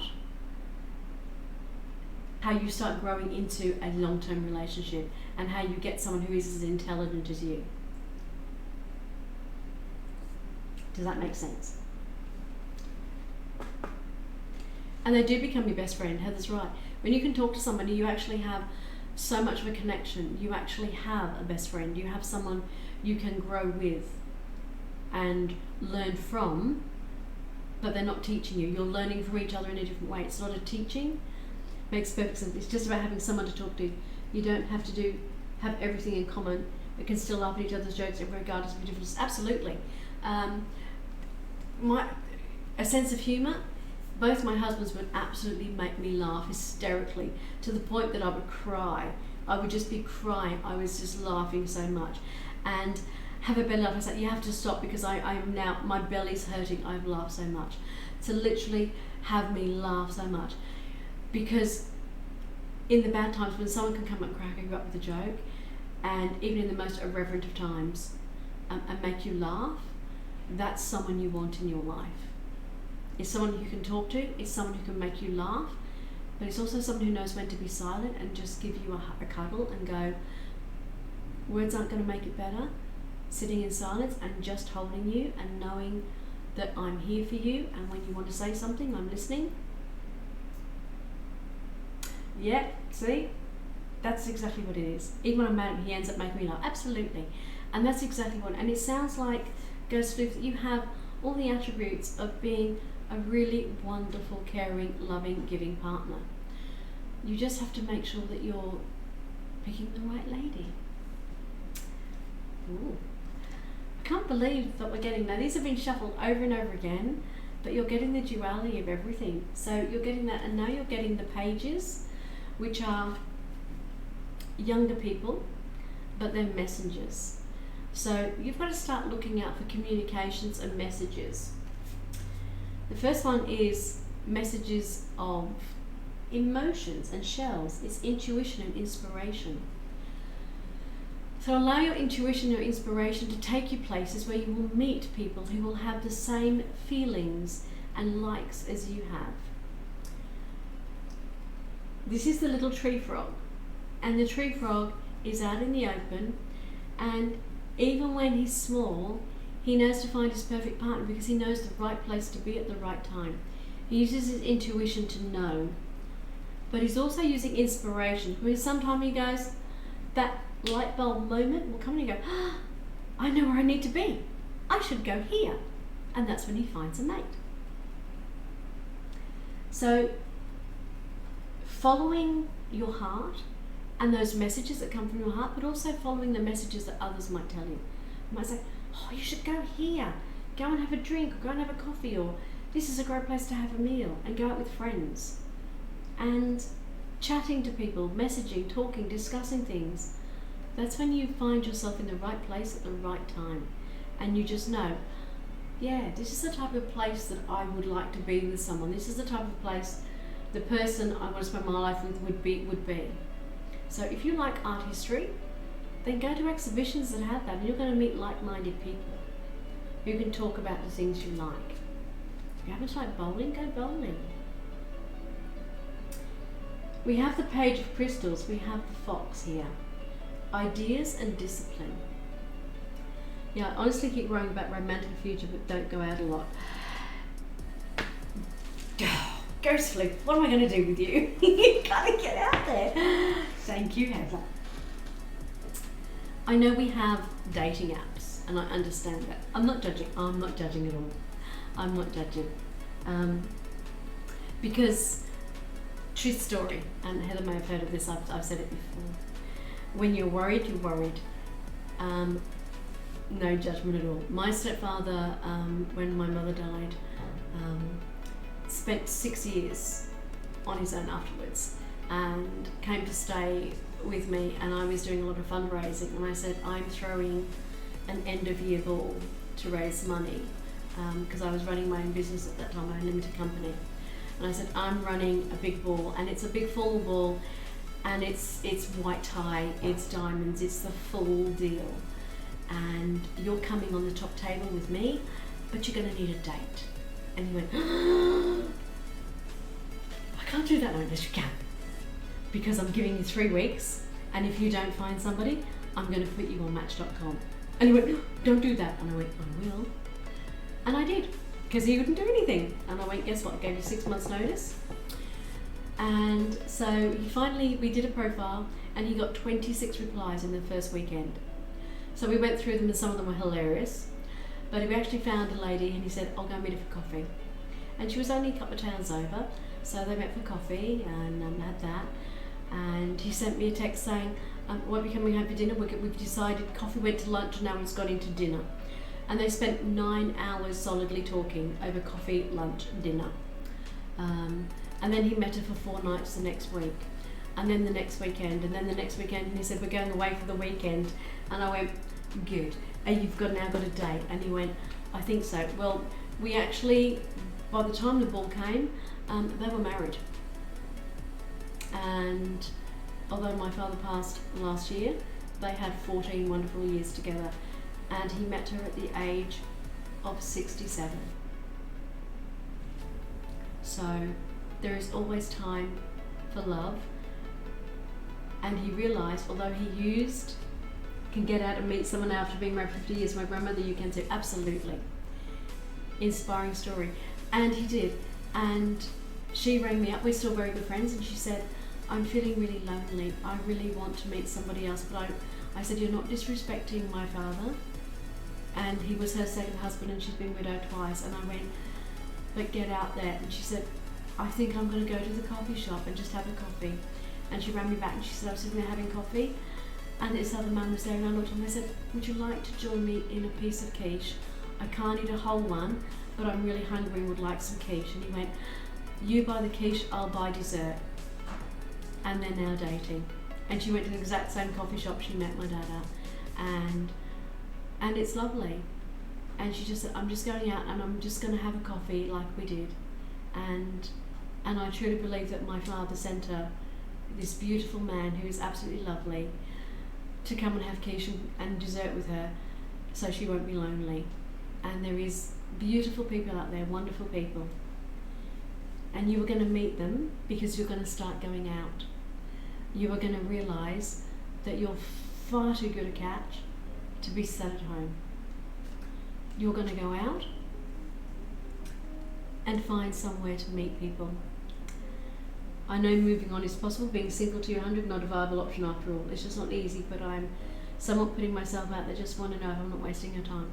You're not wasting your time. You're not wasting your time at all. And it's very difficult when you try to move on from something that's happened before. But actually, we are meant to be people that love and have companionship. And I know that I'm not looking for something at the moment because I'm in my time of my life where I'm actually quite happy. Never wasting your time. You're learning what you want and don't want. Absolutely. You can go out with coffee and dinner dates and you know, meetings and outings and join clubs and interact with dozens of women. It doesn't make you a player unless you're saying, I'm out having coffee, I'm not seeing anyone in particular, I'm just coming out socialising because it's been a long time and I'm just making new friends and acquaintances. When you then start feeling serious about someone, then you say and let them know, because the one thing a woman doesn't like is being played, and having someone say, I'm meeting for coffee, but then say, I'm not seeing anyone in particular, but I have lots of friends I'm meeting up with because I'm just learning to create a new social circle of friends and acquaintances and go from there. So that's fine. I know where I stand. If then gets more serious, say, I've really enjoyed your company. I'd really like to get to know you better and maybe see you exclusively for just to see where we go. And I won't be having coffees and dates with the other ladies. After you've told them. Don't tell that person that and then go and see 6 other ladies and say, I'm not going to be seeing you exclusively. Let them know. But be polite and be aware, because otherwise, yeah, that's when I call it quits. Exactly. If someone tells me I'm also going on 4 other dates the same day I see you, absolutely. There's a difference in saying I'm seeing other people, because there's nothing stopping you actually talking and having coffee with other people or going out and meeting other people. That's what I'm saying. You haven't said you're exclusive to somebody. You're entitled to go out and see other people. But if your boundary is, if you see me for a week or 2 and then decide if I'm not up to it, that's fine. That's entirely up to you. But some people go, I need to actually talk to 3 or 4 different people to see which one actually, but have a talk to them, and it's whatever way you want to do it. The crystals is pentacles. It's also the page. This is ideas and discipline. This is having lots of ideas of where to go, but also having the discipline to know when something is exactly against your boundaries. And if someone says you're going on 4 other dates, that's when you say, no, sorry, I don't do that. I'm not part of a group date. And that's up for you to decide. It's entirely up to you how you play it. It's what feels right for you. I personally don't do the multiple dates thing. That's not who I am personally. Some people find that's what they need to do. But I say, if you're upfront and honest and let people know, that's entirely up to them if they decide to come along for that interim time where you're deciding who you're seeing. I never did either, no. And some people go, I might be seeing 2 or 3 people in the same week on different nights separately, and they'll say, I'm not just seeing you, I'm seeing you, and I have 2 other people I'm seeing this week, because we're just meeting up. I'm still meeting new people, and I've seen you once, and I'll see them, and I don't know how I feel about people until I've actually had a couple of occasions talking to them and chatting to them. Which is why I say to people, we're not going on a date, we're going somewhere and we're going to have a chat. And then if I can chat, then I'll think about a date. And I say, this is not a date, this is let's get to meet each other, let's just get to have a chat, a casual chat. Because I'm not calling it a date until I've actually been able to see if I can actually talk to you. Because I'm not going to spend money and you're not going to spend money until we actually see whether we have anything in common and can actually chat. Because if I have 20 minutes of stony broke silence and I'm trying to make some conversation and they're monosyllabic, I'm not going to spend time having a date with them at all. So that's what the pages are telling you. And they're very definitely about communication. Is that making sense, Ghost?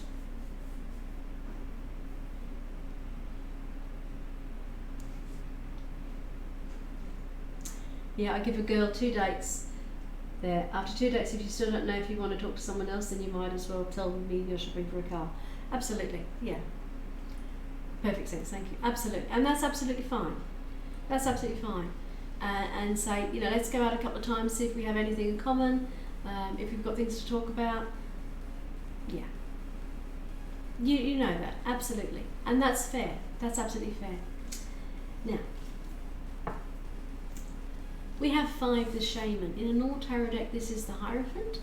This can be religion, faith, often big organisations. And quite often, some people will see this as making a commitment to somebody, to learning about someone, to opening up your heart space and going, I have faith and believe things are going to happen. Divine wisdom and spiritual power are the words for this. The Shaman's slightly different.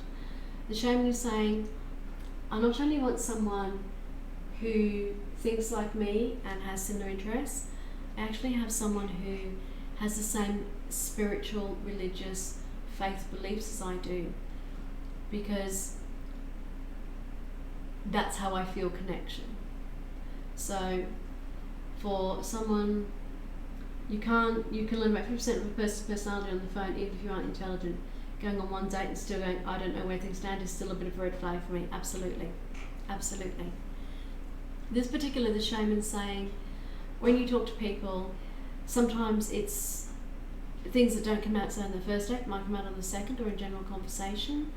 And it might be, say for instance, you're a man who has particular ideas of faith or religion or spirituality or your personal beliefs, and they're very intrinsic to who you are, and you would need someone who is able to understand that that's a very big part of your life and be fine with that, because that can sometimes be a big stumbling block in a long-term relationship.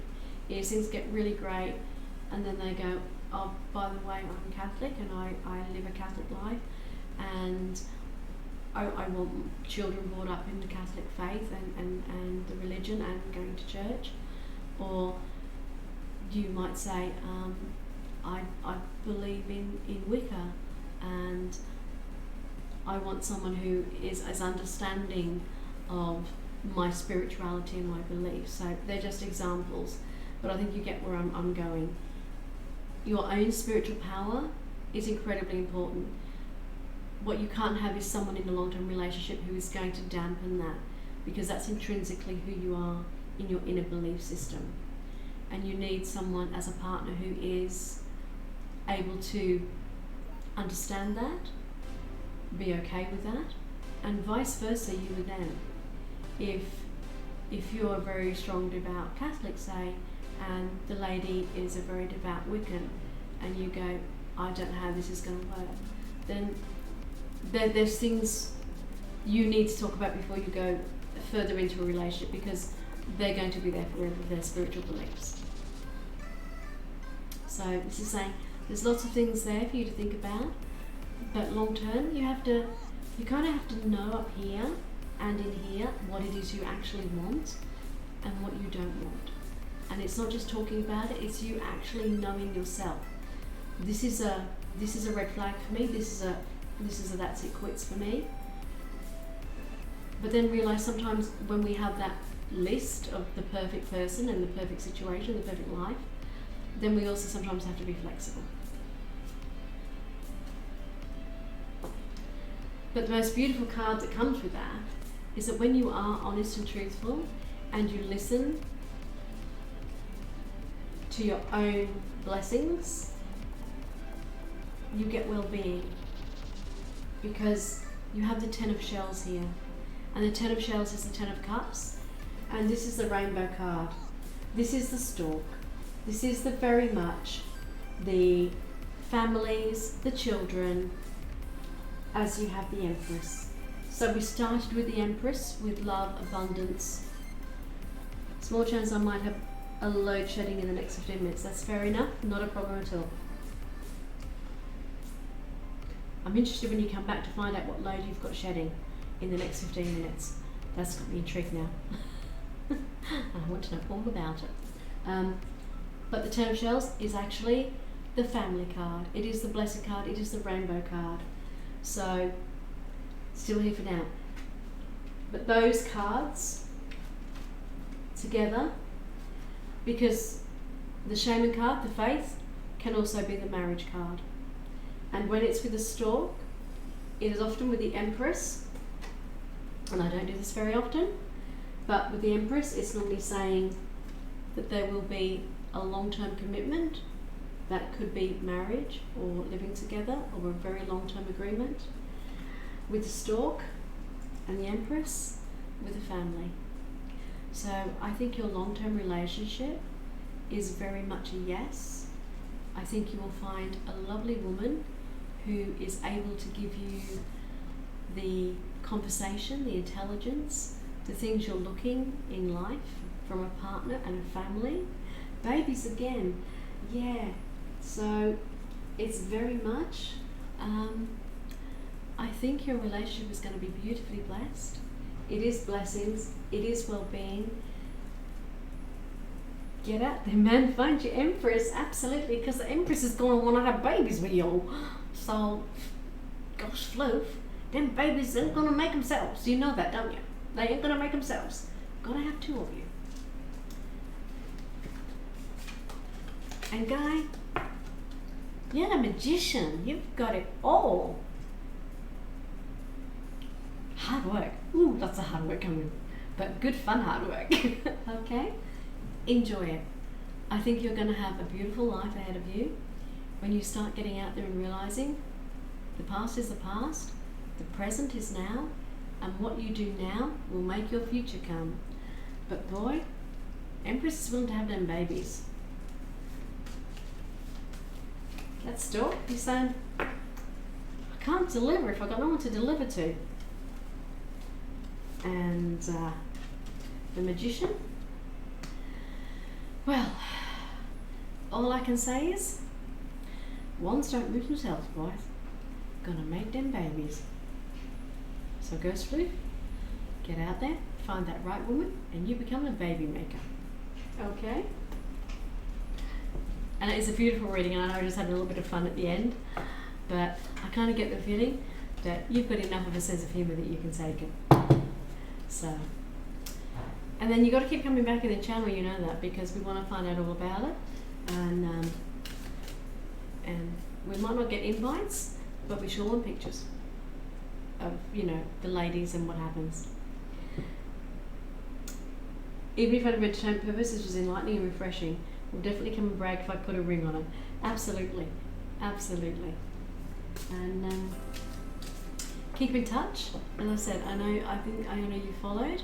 Keep in touch with notifications. Drop into the channel, and if you want to support me, I always appreciate people subscribing and helping with the financial support, keeping this channel going.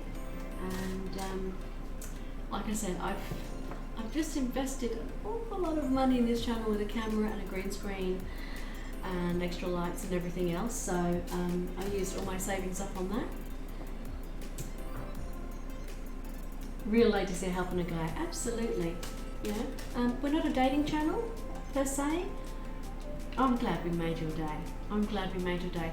And it's, can I say this? It's nice having a gentleman in chat and a guy with a great sense of humour.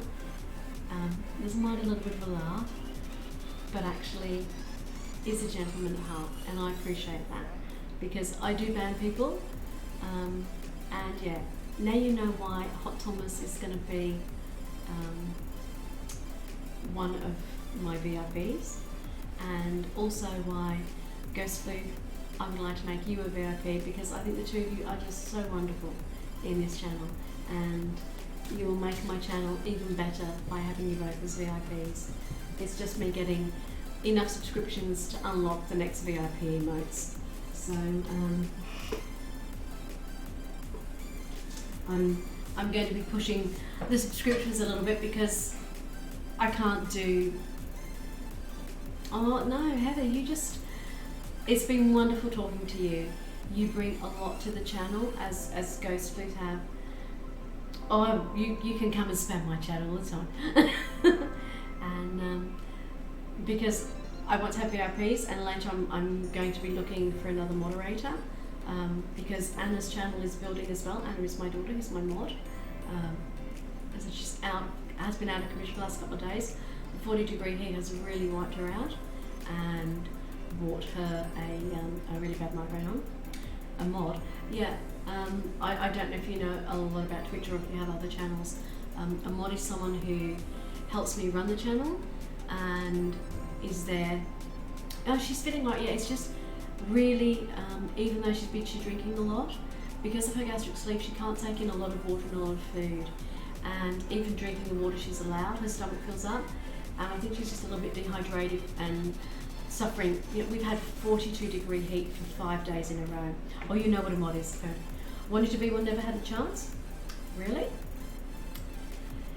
Would you like to be made? If you're a mod, you can't be VIP, you can't be both, but you can be a mod. Because I really would like, I have 2 mods, but Tribal, my other mod, his channel's taken off and he's not in here a great deal, and he's in America, so he can't make all the times. But I can, you want to be one?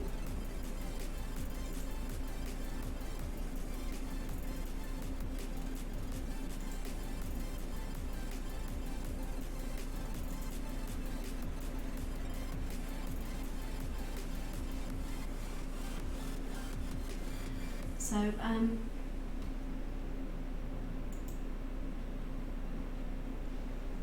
I prefer mod. I want idiots to stay away from you pretty badly, Lord, especially after today. You've had a Ghost Floof as a moderator on this channel, so Ghost Floof, you are a mod. I have just made you a mod. You now have the sword of the mod. Yeah. The sword says you're a moderator, so if you see next to your name, you see the sword. That sword is very much saying you're a mod. So what will happen with that is you will have the ability to ban people.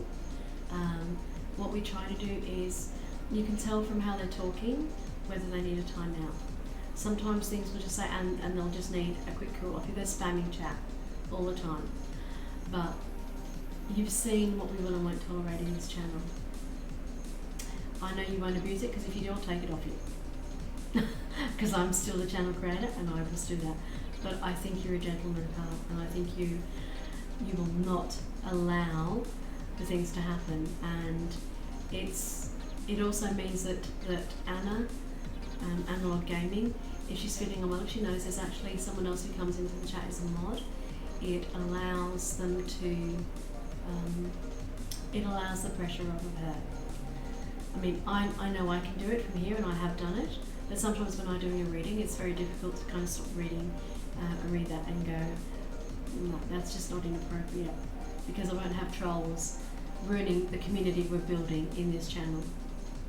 Because I think we're trying to make a really safe, caring, nurturing space for everybody. I won't have discrimination on sex or gender or sexuality or beliefs or anything. I don't mind people having an opinion. When they start putting down other people and their opinions, I won't have that. I won't have that discrimination and that level of thinking here in this channel. Because if people wouldn't come up and say it to me to my face, but they'll do it in chat online because they think they can get away with it, I won't have that. I don't command respect. I don't demand it. What I say to people is, I ask you to be respectful. Yeah, I get a funny troll and someone just ignorant. Absolutely, yeah. And I don't mind people asking questions. Like some people generally say, can you believe in science and religion and tarot? Because I know in a lot of places in the world,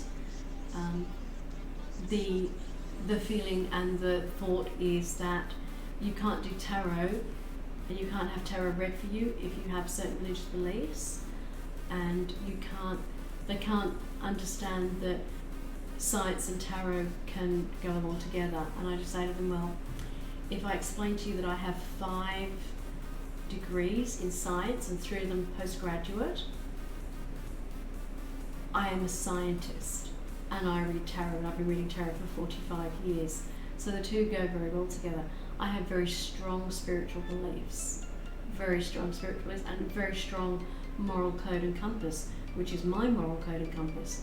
I don't swear, I don't drink, I don't smoke. That doesn't mean to say I'm a prude, it doesn't mean to say I don't approve of it. It means, for me personally, they're my boundaries. They're my personal moral code and my personal standard of behavioural principles. But general trolls, we don't have you. And so I'm happy to have you as a mod. Thank you very much for joining the other 2 mods, Analog Gaming and Tribal Geeks. And happy to have you join the community. So when we unlock them, because you're a mod, you can't be a VIP. If they just want to do a really dry concept, then why even come here? But gotcha. It's not being too strict. I don't mind them kind of asking the question and then getting an answer, but we'll keep an eye out. And it's very, you can have a question and have an answer, and some people go, oh, that's not. It's just to actually ask someone who's a tarot reader how that works. And some people have no idea about tarot, and lots of people that come to this channel have no idea about tarot, and we're learning about it. But if someone kind of puts something rude or inoffensive, you ban them. And I won't have someone saying to me, flash your body parts, because you know what? If I was on the other side of the screen, I'm not a violent woman, but I would punch you and go, you have no right to disrespect me. Yep, different question completely off the mod topic. What's that, Heather? If I can answer it, I will. Always open to questions. Oh, I remember that guy. Yeah, absolutely. I've banned 2 in a row. And I've got one young man in here on warning because he's been a little bit over the top, and I've said to him, I will ban you.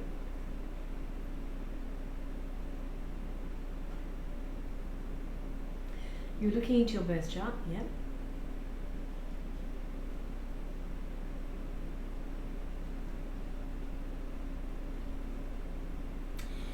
Pretty sure you can ban and report those guys to Twitch. We'll do it, absolutely. If they get banned, they get reported to Twitch straight away. Because they might change their name, but what they forget is they don't change the ISP, and they can ban the ISP. So they can make all the accounts. And what Anna does is she often, when people go in there, if she's not sure, she'll go and check out their channel. And if they've just made their channel in the last 5 minutes, she's pretty sure they're doing it to troll. So she just watches them, and then she will do that and bans it to Twitch. Absolutely.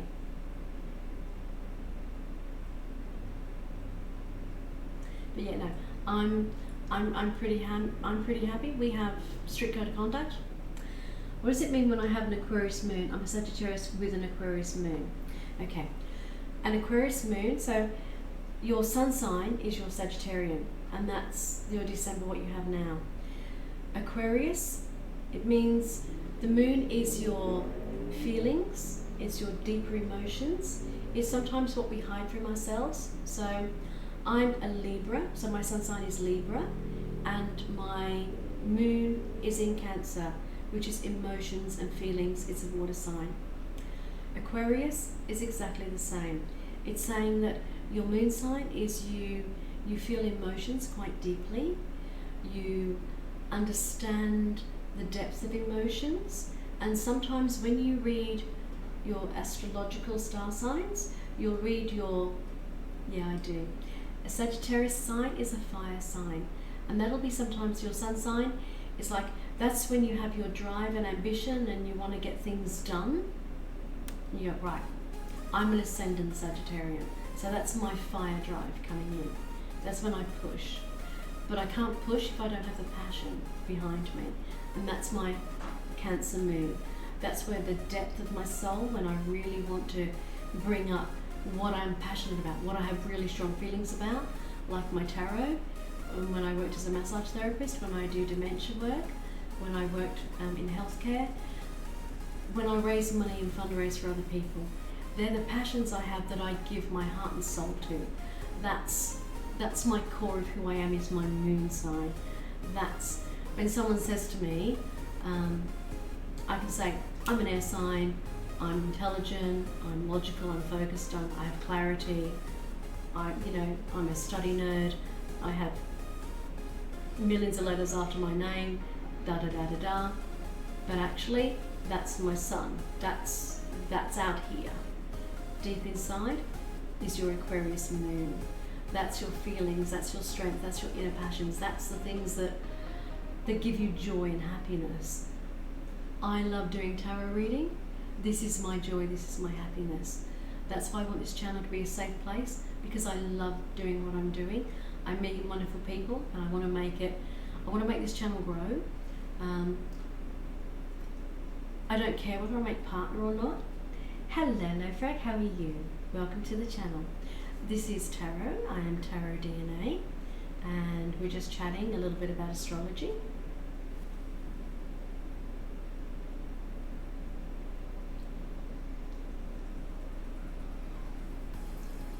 And how are you? So how are you today, Lofrag? So does that make sense, Heather? Are you and spirit one people? I think, am I spiritual? I have spiritual beliefs, yes I am, but I'm not a psychic, if that's what you're asking.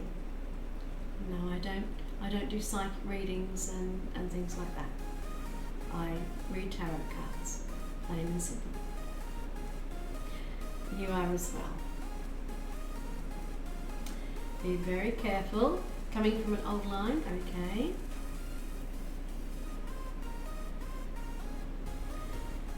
So are you telling me you're a psychic, you're a spiritual, or does Ghost Floof have to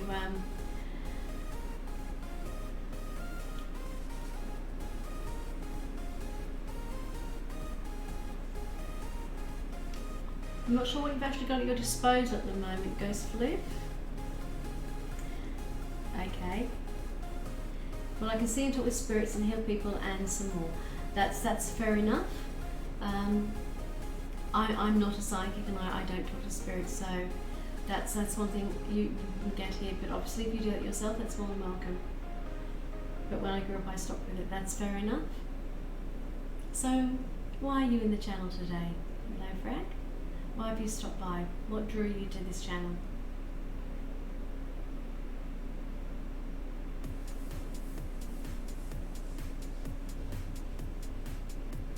Thank you, Ghost Floof. I appreciate that. We're going to get on famously. Caught your interest? Oh, I'm very glad. As I said, my name is Vera. I'm Tarot DNA. I've been reading tarot for 45 years. I'm a professional tarot reader, but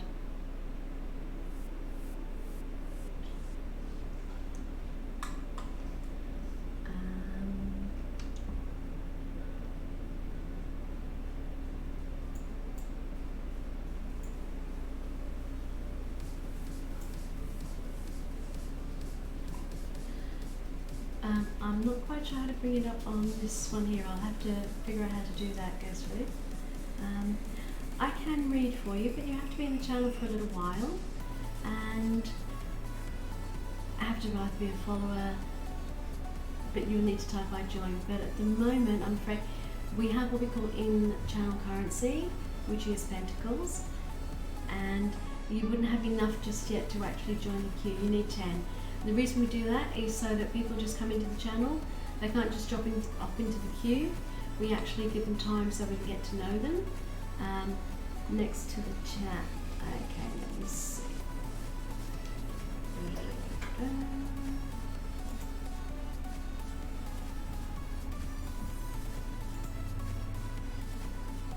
Yeah, it doesn't know. Let's see if it's coming up on this one.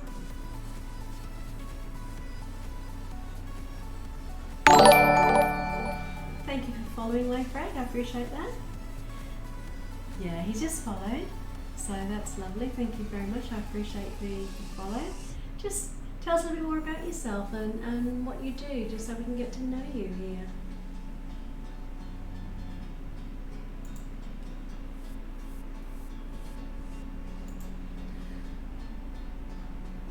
Yeah. Thanks, Ghost. That actually comes up on my chat line, but you don't see it, but I do. So yeah, I got that. Thank you very much. You're bad at that. Oh, that's all right. We're all friends here. You don't need to change your whole life history. It's just having a little friendly conversation, a little friendly chat. I've just been talking to H.D. Thomas about her astrology chart and the difference between a sun sign and a moon sign. So just saying, you're in northern Sweden. Whereabouts in Sweden do you live? I don't know very much about Sweden. So whereabouts in Sweden? Northerners are quite quiet. Well, that's fine. You don't have to be all talk and everything else. It's just so we get to know you. So what is it you like about Sweden? I've never been to Sweden, so what is different about where you live in northern Sweden to the rest of it? Nature. Oh, that's beautiful. I really enjoy nature. Is it like countryside, as in mountains and rolling hills, or forests, or water and lakes? I have a great affinity for water. I love big lakes and rivers and the ocean. National parks will be beautiful. So everything. Lots of lovely walks and places to visit. So if you're a very spiritual person, then I'm assuming that you go out in nature a great deal and allow yourself to just be immersed in the beauty of the nature and the spiritual of the nature. That's really lovely. Yeah, Ghostfood, when you send me a private DM, it actually comes up on screen to me, but it's shadowed up, so it doesn't show on chat, but just shows to me. So that's fine. I got the message, and I've also found where I can see it on the other screen as well, because I have 2 monitors up. So I do appreciate that. But if I go to walks, I'm just pushing myself to a place and we have a party and go back. That's fair enough.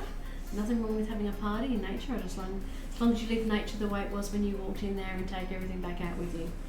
Because the day after, of course, absolutely. And never litter, absolutely.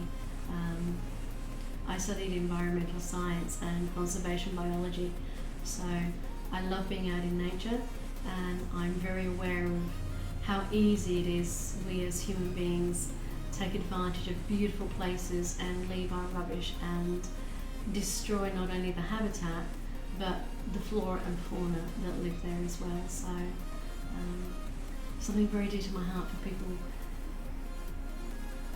drive a snowmobile. That sounds really, really cool. What's bad about driving a snowmobile? Unless you drive recklessly. Like, are you a reckless driver in a snowmobile? I thought you'd been more damage to yourself if you did that. I have never driven a snowmobile. I've been in the snow, but it does sound a lot of fun. I'm just thinking, Yeah, that's not like a diesel truck. A snowmobile sounds absolutely wonderful. It's like there's, do they call them? There's, I think there's skidoos on water, but there's something similar on like the snowmobile, and they look so much fun.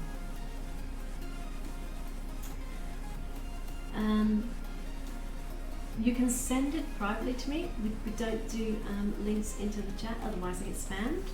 On the winter side, that would be lovely. I'd love to have a look at that later. So you can send me a Whisper link with that of the actual. Don't know how to do it.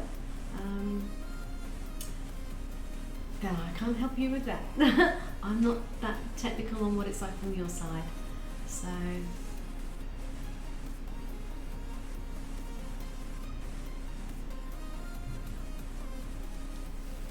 Just go to the chat box and type a name in the search bar. Oh, Ghostflip, you are brilliant. You're worth your weight in gold. See, if I could send you down some Ferrero Rocher, I'd be sending you Ferrero Rocher right at this moment going, you're brilliant. Because Anna's not only my other mod, she's my tech guru too. I have all the gear, but I'm still learning some of the technical sides because I've actually only been on Twitch in September, and I had a month off for ill health. So I'm still getting around the Twitch platform itself. Trying to lose weight, but it's the thought that counts. Do you know what? I actually put up a big post today. I'm partial to cherry cordials. What is a cherry cordial? I don't know what that one is. Well, you can have a virtual Ferrero Rocher and not put on any weight. I've been very good. I've had one. But I'm also, 2020 my goal is to lose 10 kilos. And that might seem a very conservative goal, but because I actually have chronic heart failure, I'm not allowed to lose weight drastically. I can't do like really silly, stupid diets.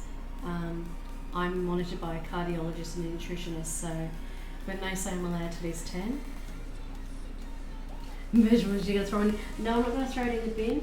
What I'm going to do is I'm going to put it on this lovely stone of love and go, love and respect for all you're doing for me. Thank you very much. That's your Ferrero Rocher, sent with love from me. So cute. A chocolate covered cherry with like a cherry sugar type something. Oh, I need to lower my music.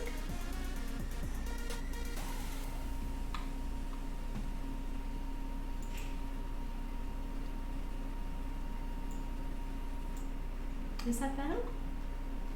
I sound English. Well, I've lived in England for 15 years, so I may have a little bit of English, but I've also live in Australia now, so I might have a little bit of a mixed accent.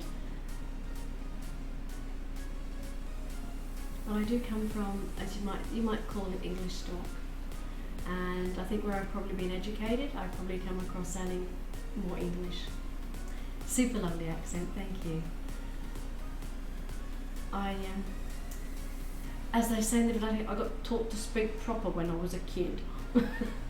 So we're on the other side of the planet. I am in Australia. I'm in Perth, Western Australia. So whereabouts are you, like Frank? If you're in Sweden, I am very much on the other side of the planet. For me, it's the middle of summer, well, it's the start of summer actually, and for the last 4 days we've had 40 degrees plus Celsius, which is 103, 104 Fahrenheit, so no snow here. You may have seen on the news, I think even internationally, that a lot of Australia has bushfires. You had 30 today. Did you say minus 30? Oh my god, I just did a double take. Was that minus 30? English is my fourth language. You tell me how to speak.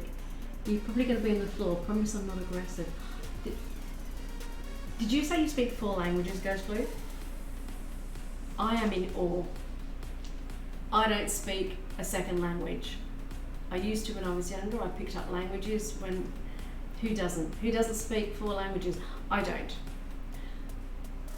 I may be educated in other areas. I am not a linguist. I don't speak many languages. So I'm always in awe of people who, you speak a lot of languages?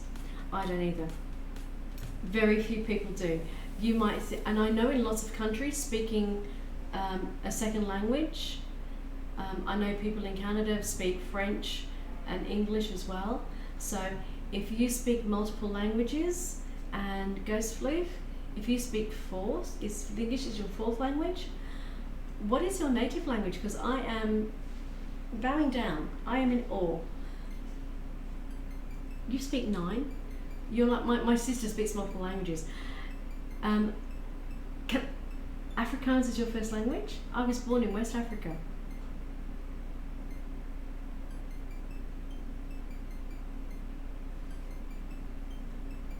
That's incredible. Can you actually put in chat? Low frag. I have Swedish, Norwegian, English, Danish, some German, and learning Japanese. That is so cool. That is so awesome. Low frag. I am incredible and Finnish. Wow. 1, 2, 3, 4, 5. That's amazing. I am totally floored by that. Really cool. Ghost Floof, what languages do you speak? I am just finished your somewhat fluent. Wow. Incredible. I'm blown away by that. Absolutely blown away. See, Low Frag, when you get to spend a bit of time in chat and we get to know you, I'm going there in April, so I need to learn more. Absolutely beautiful. Japanese is a lovely language. My children took up karate, and they were learning the Bushido of the style of they were doing, and the entire class was taught in Japanese. So we had Japanese things all over the wall, so the kids could learn to speak and talk in Japanese and read everything going on. So incredibly impressed, and enjoy your trip. You took Spanish in high school, don't remember much of it. I'm the same. I did lots of languages when I lived in Africa and Asia, and when I was there and talking to people all the time, I knew bits and pieces of them all, but not talking them, I've forgotten them. So I knew smatterings enough to get by and see me through, but not what I would call actually speaking a language. But knowing 9 is... Ghost Floof, what are all the languages you speak? I can't wait to see them all. Truly envy the overseas classes. You barely learn to swim here unless you learn on your own. Yeah, it's... as I said, I had my first 5 years in Africa. My father was in the British Army, and we lived in Freetown, Sierra Leone, which is where I was born. And my father travelled all over Africa because he was a virologist and bacteriologist and a malaria specialist, and was working on malaria vaccines. So that's where I got my love of science and my travelling. And I'm not going to name them all, otherwise I get all questions. Okay. Well, time here is 4:30, so I need to go to bed, but I'll check in the future. Low Frag, thank you so much for dropping by, and you're welcome in the channel anytime. And yeah, is it 4:30 a.m? I'm assuming 4:30 a.m, and you've been up all night. And very definitely you will get a reading next time in the channel. It's been lovely to meet you. Can't wait for you to come back in the channel. It's Friday, come on. I don't even know what the time is. Well, see, it's Saturday where I am. It's Saturday lunchtime. So it's Saturday about 11:30 where I am here in Australia. So,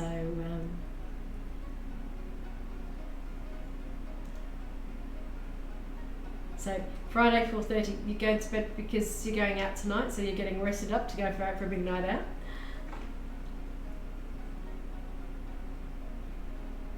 No, okay. It's Friday 10:25 p.m. here. That's nice, yeah.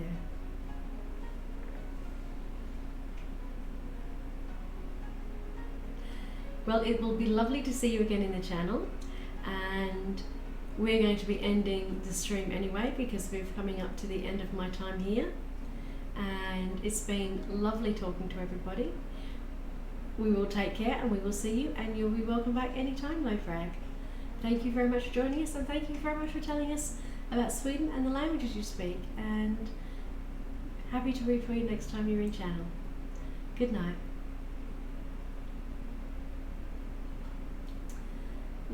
Yeah, we'll just see how it goes. We'll see how he goes.